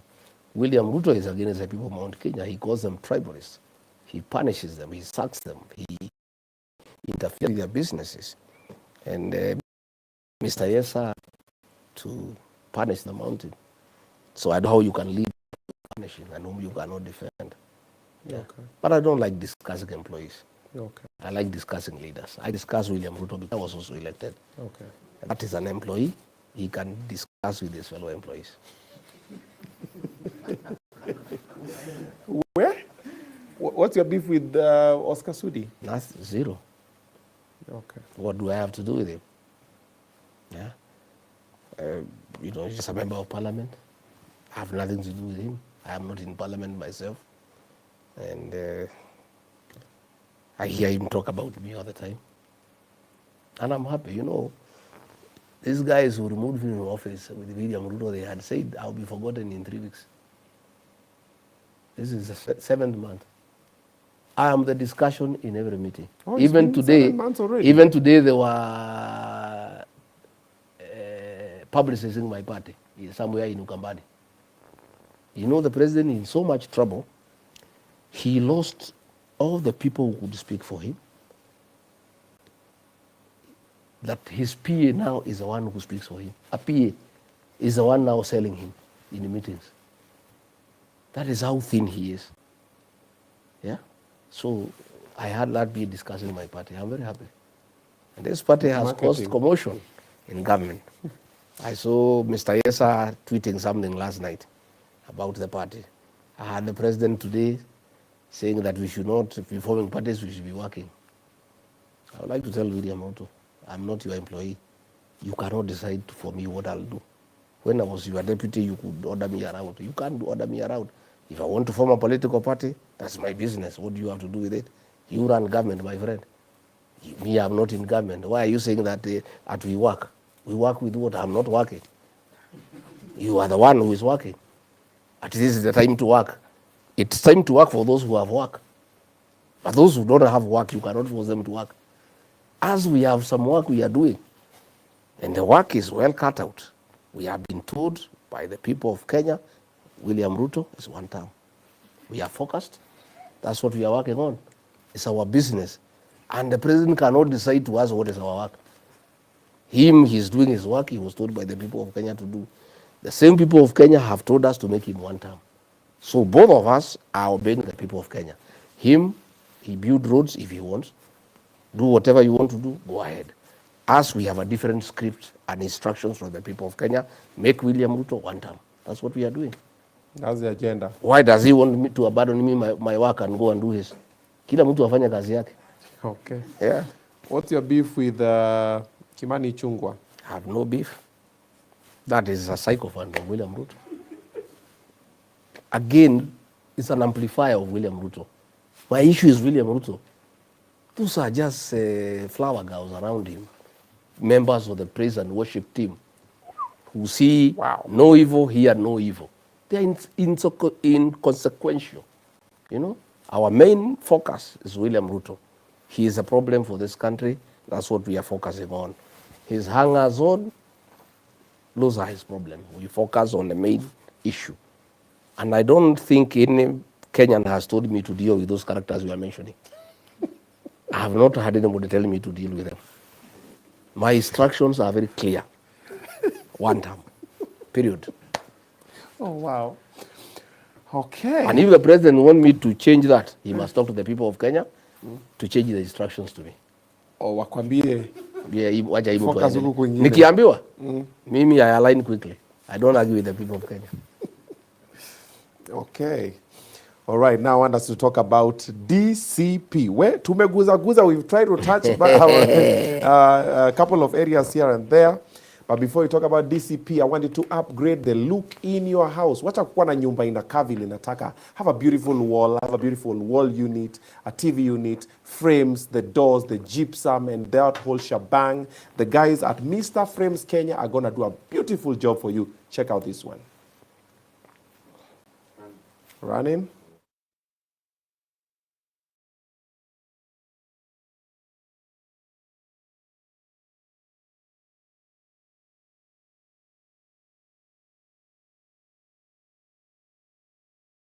Out, you better do so at the Omega Gardens. All right, Omega Gardens, you want amazing food, you want a place to chill, you want a place to hold your meeting, and also you want to just... Education challenges, we have education experts if you listen to. The issue of enterprise, the issue of ICT, the issue of the creative economy. Listen to the Gen Z. Allow them, give them a chance to tell you what needs to be done. These Gen Zs, the millennials, they have the solutions to the problems of this country. So our new administration, which God willing, I'm hoping I'll lead that administration. My strategy to sort out this country is to listen to the people of Kenya and allow them to tell us how they want to be governed and what needs to be done in each and every sector. And I want to say that an administration that I lead will have experienced people backed by fresh young people with new ideas and energy. the Gen Zs and the millennials. And that is why you find in my party, if you saw me parade them there, it's full of young people. Because I believe in them. And I want also to mentor them by giving them a chance to lead. You know, if you look, I have the deputy chairperson in charge of operations for our party. Okay. Is Mable Sarah Owino, 24 years old. Yeah? The deputy vice chair of the DCP party is a 24-year-old girl from Kisumu. Yeah? The national deputy organizing secretary in charge of strategy is Mariam Fredina Mariki, a 26-year-old girl from Taita Taveta. Yeah? Secretary for International Affairs is Alvina Kavura from Murang'a, 31-year-old girl. Yeah? Wanjiku Thega, the national youth leader, is a 33-year-old girl. Yeah? Breda Bajira from the county of Busia, a 34-year-old girl, is the executive director. I have surrounded myself with youthful people for me to benefit from their youthfulness, from the freshness of the ideas, from their perspective, from their wide knowledge by interacting with their fellow young people. In fact, and indeed, I'm the luckiest leader in this country. With this group of these young people, bustling with energy, knowledge, exposure, ambition, you can't go wrong. I will listen to these people very keenly. I'm already listening to them. Okay. That function you saw there, they are the ones who had arranged it. We let them do it. This launch we are doing, that's going to be something that has not been seen in this country. These young girls and boys, they are going to do it. I've told them, deliver it. They have told me, boss, leave it to us. And I believe in them. Okay. I trust them. Yeah? And the future of this country will be determined by the willingness of leaders to trust our young people and to give them an opportunity to offer what they know and what they believe in. I am a great believer in working with young people. And let me tell you, my brother, you can never go wrong. Okay. To start with, these young people have no tribe. They have no jealousies. They are not petty. They are outgoing. They are energetic. And they want to achieve great heights. And they want to surmount big challenges. I am the luckiest party leader in our country to be surrounded by a team of young, energetic people. And my party and I are going places courtesy of these young people. I want to take this opportunity to ask all the Gen Zs that DCP is your home.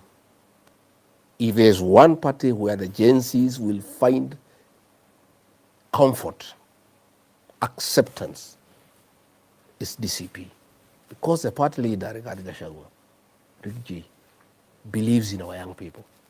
And that is why I took the risk as deputy president of rubbing my boots the wrong way by contradicting him when he called our young people criminals. And I told him, hey boss, you can't do that. You can't call our young people criminals. They are not criminals. These are our young, they are our sons and daughters. Please respect them and let them be. Allow them space. This is the future of this country. You are 59 years, you are almost retiring. How do you kill the real strength of your country? The people who have a direct stake in the welfare of this country because they have longer to live. In DCP, I want to take this opportunity in this show, this great show, to ask the Gen Zs and the millennials, this is your home. Please register. Come, we work together. I have led by example by getting 5 of you to be in the national executive so that you know I'm serious. I want to engage you. I want you to come and help me craft a strategy to liberate this country and create good governance. And also, I know the Gen Zs like me are also believers in one term. So we need to work together. And the real driver of one term is Rigathi Gachagua. So since the Gen Zs also want one term, they need to come and partner with me. And I will allow them space. I will let them be. So in your government, there'll be just one term? I'm saying one term. Ile mtu. Yeah. This one. But in your government?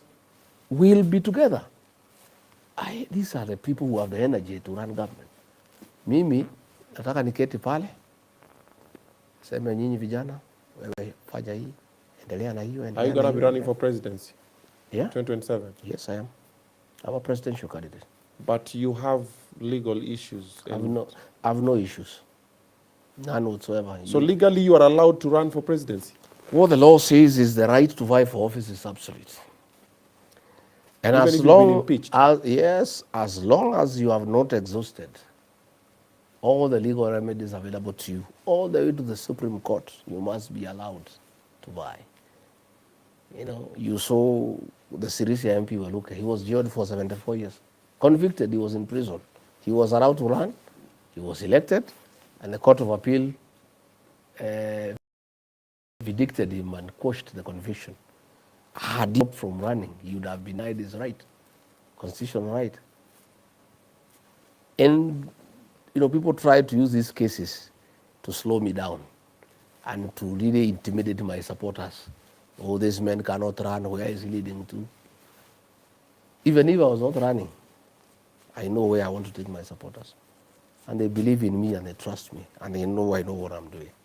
Okay. I am a candidate, but we have said among ourselves, 5 or 6 of us, at the right time, we'll sit down and consider our various strengths, our various strategies, and see who among us can carry the flag to face William Ruto.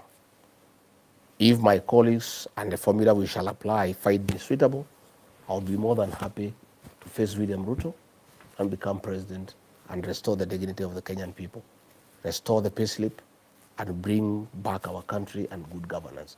If the formula does not favor me and it favors any of my colleagues, I'll, with a very clean heart, support that person to a man so that we form the next government and restore our country. Okay. Guys, we can put the poll anytime this year. No. Yeah, anytime this year. We can't put the poll from there? To put the poll on the... Here, put it here, because everybody's asking for the poll. They want to vote now. Yeah, put it. Chukweni kura. Weka hiyo tuone kura vile nasema. You can put it with the phone?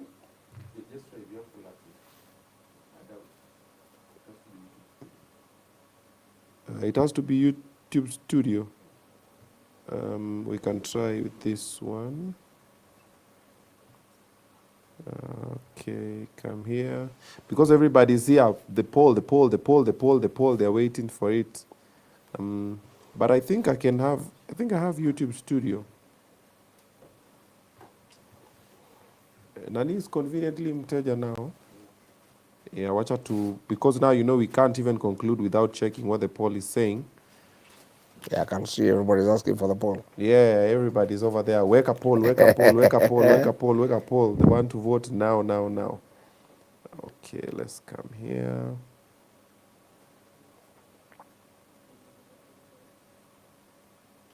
But, oh wow, okay.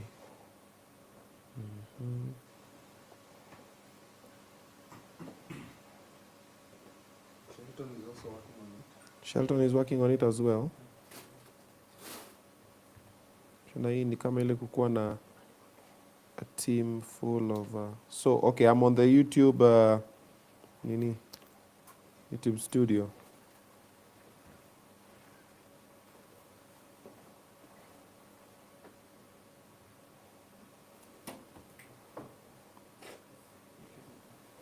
Yeah?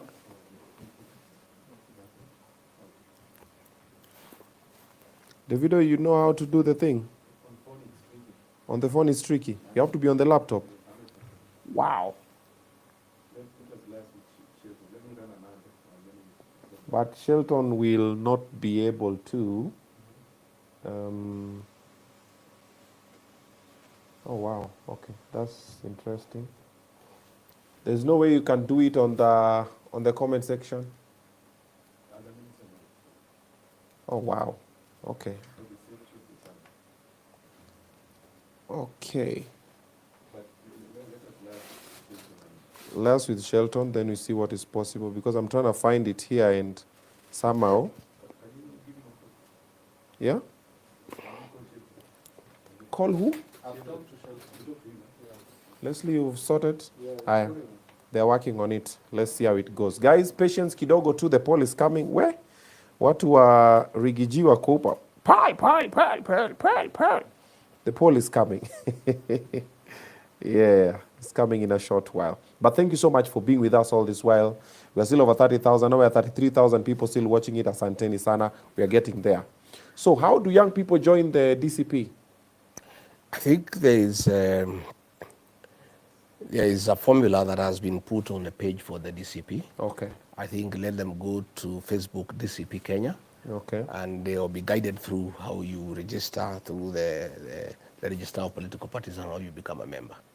So let them just check on DCP Kenya Facebook page, and you'll get the formula that is there. Okay. Money, resources for the party. How are you guys planning to get them together? It's a people's party. I'm not going to fund this party. One, I don't have those kind of resources. And even if I had, it's a people's party, it's not my party. Okay. And this party will be run by members. Already the few things we are doing, people have contributed large sums of money. Okay. Yeah. As of last week, we are almost on 100 million. Yeah. Huh? Yeah. About 100 Wait, million. guys have already contributed 100 million? Yeah, and that was before the party was launched. And we'll shortly be rolling out our paybill number and our bank accounts, both the dollar account because of the people in diaspora and the Kenya shilling account.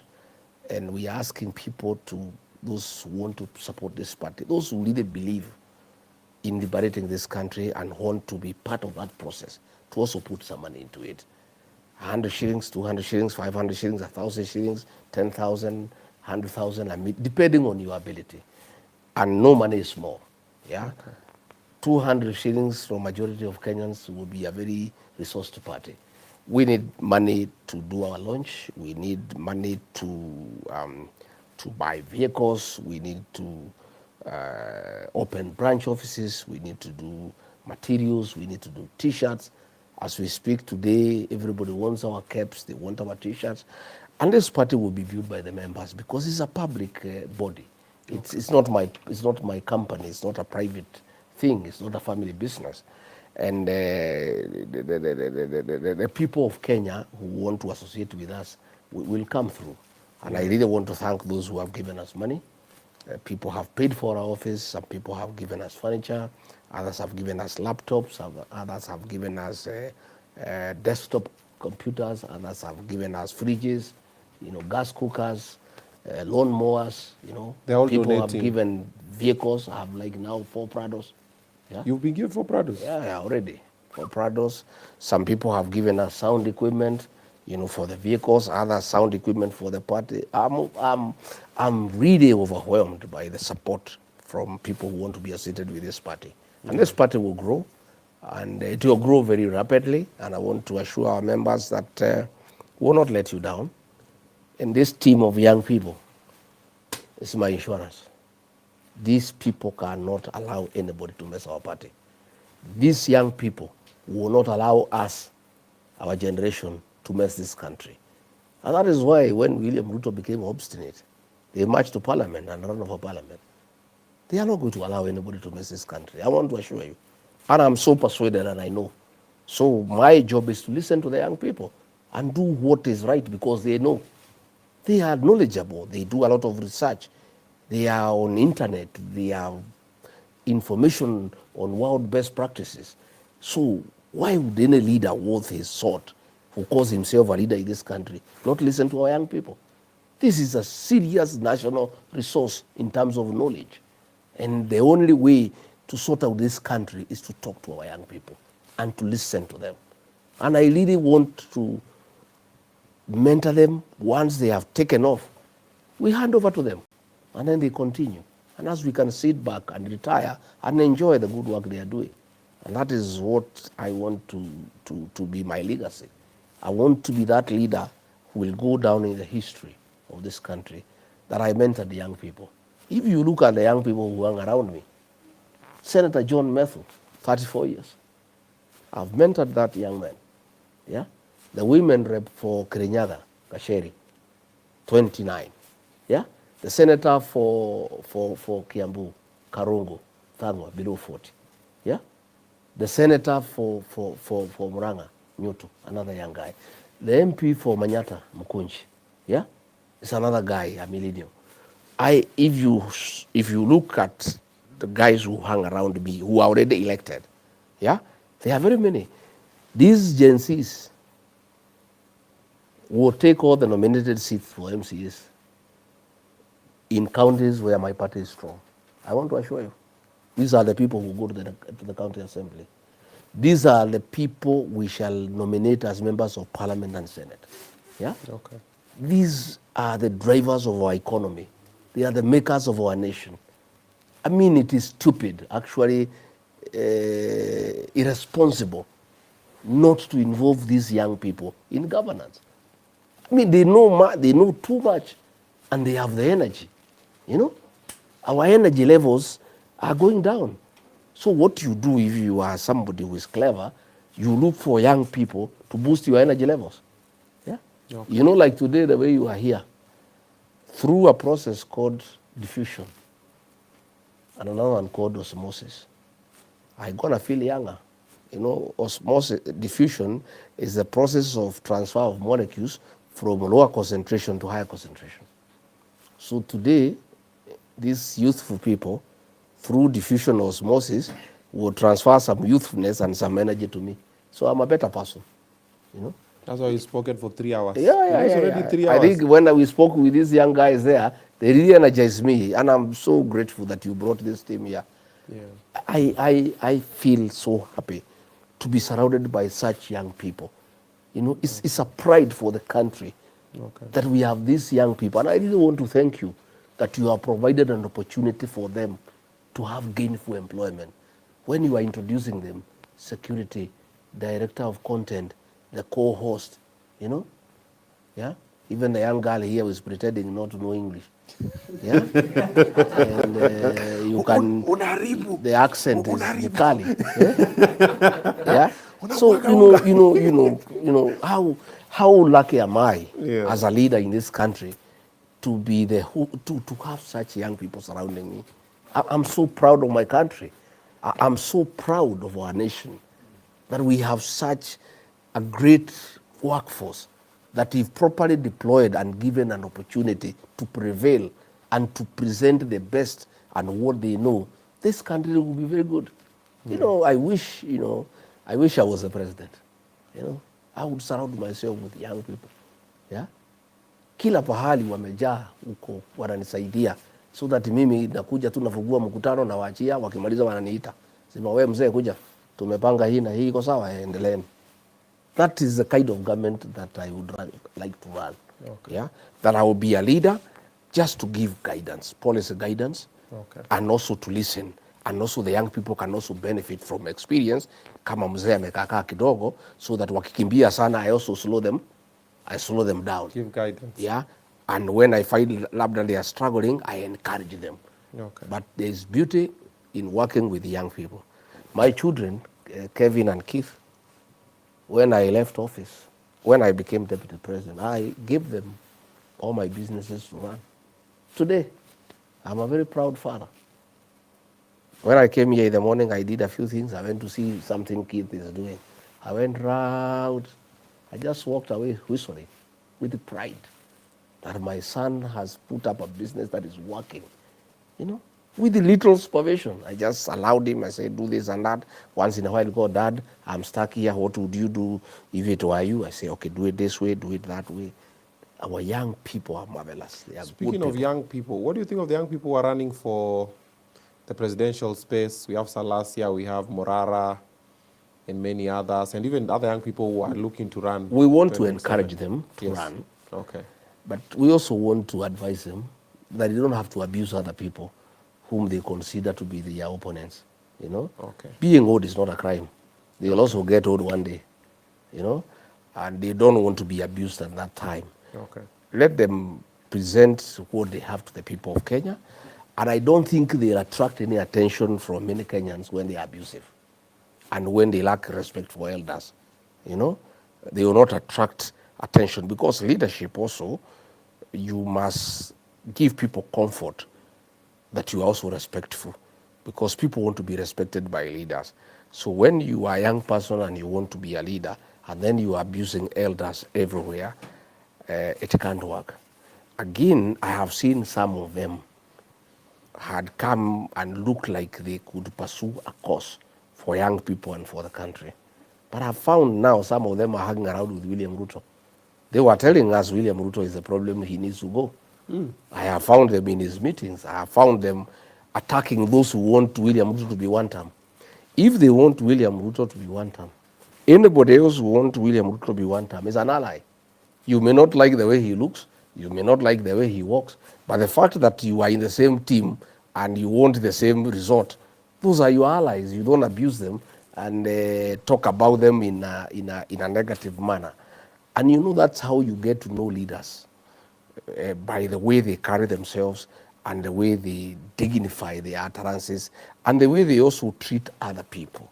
So I want to encourage them to go for leadership, but I want to urge them to be respectful to others.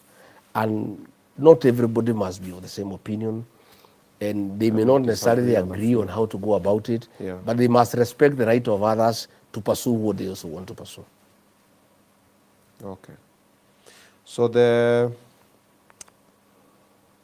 poll has been put.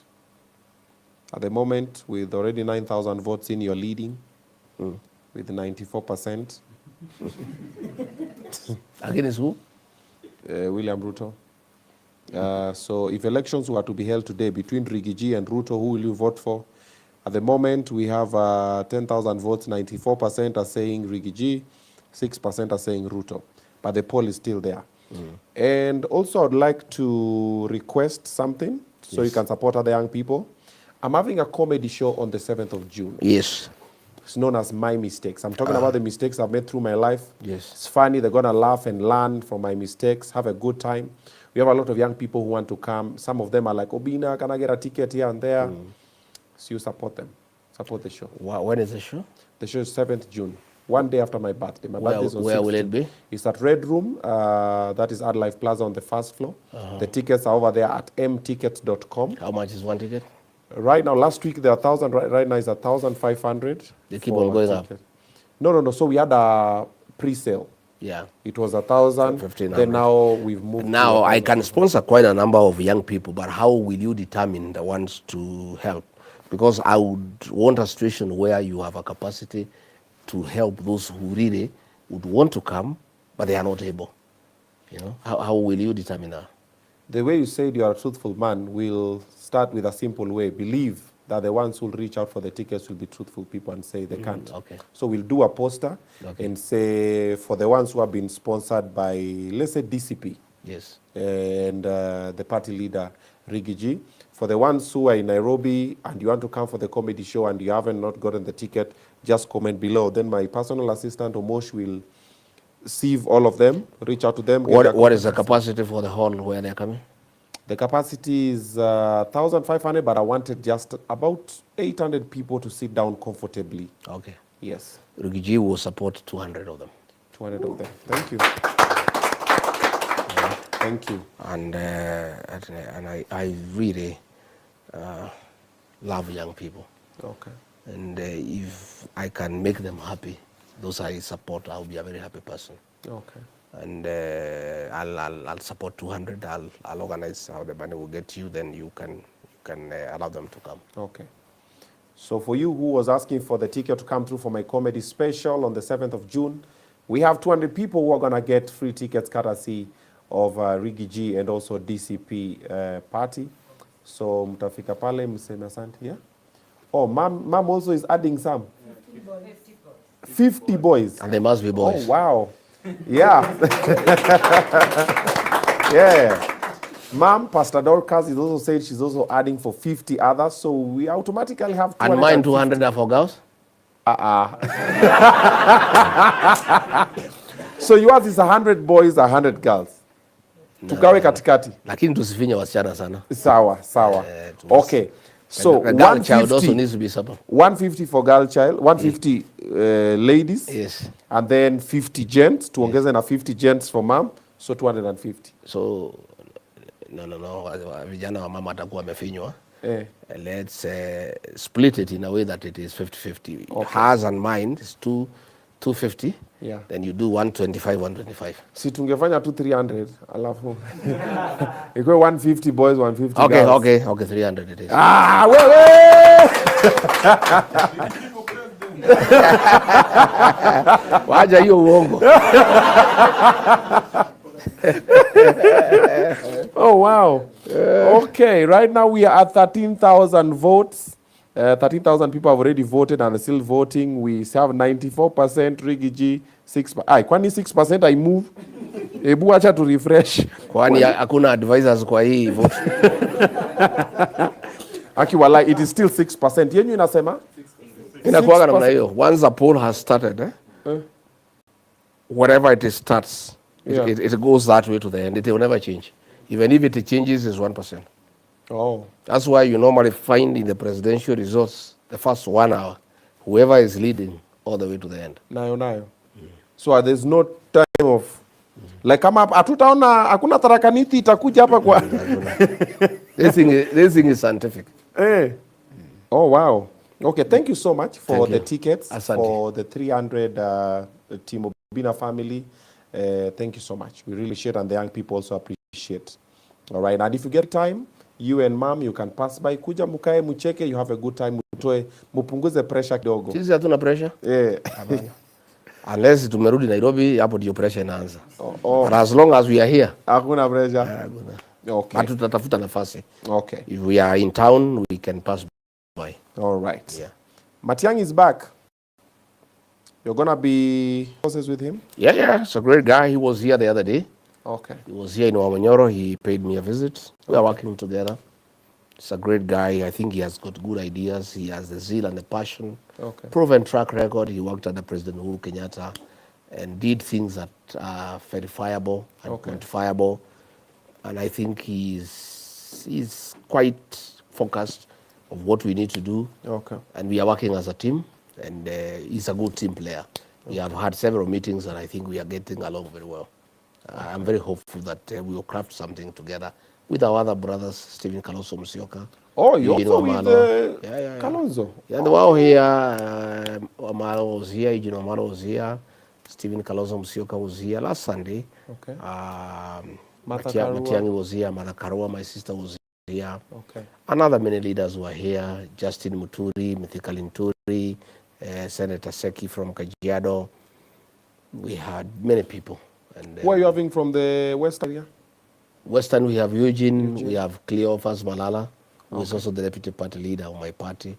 Another young man, very, very focused, millennial, good age, good focus. Okay. And we are good. Nyanza area? We have young people from Nyanza. Okay. Like my deputy chair. Okay. You know, Nyanza has been a difficult region. Okay. Because Baba has been there for long, and he's more or less on one institution.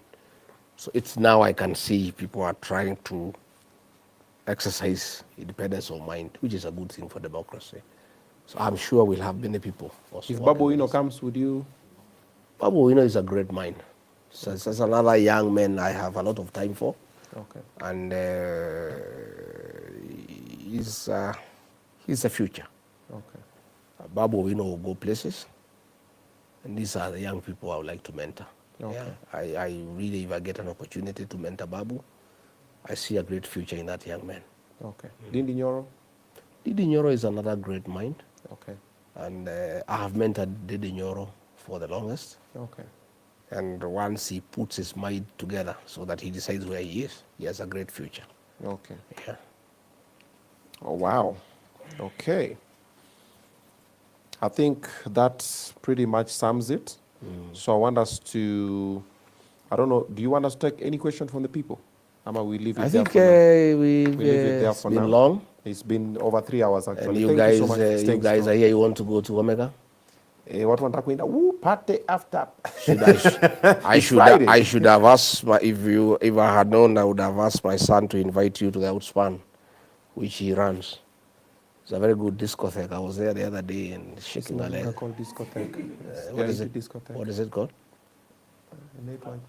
But in the club too. Bukla. Okay.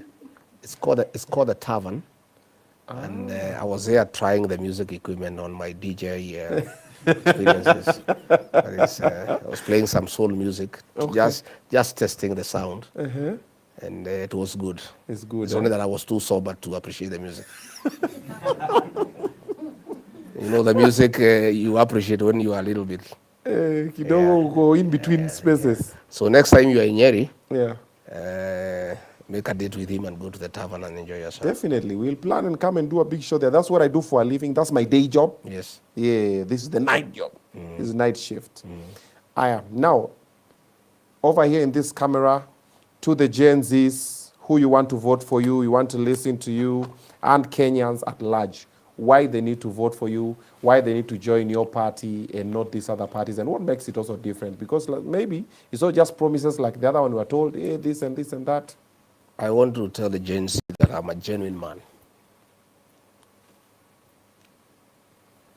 At the lowest moment for the Gen Z in this country, at their lowest moment, when they were being shot, when they were being killed, when William Ruto was calling them criminals, this guy here, Rigathi, stood up and said the Gen Zs are not criminals.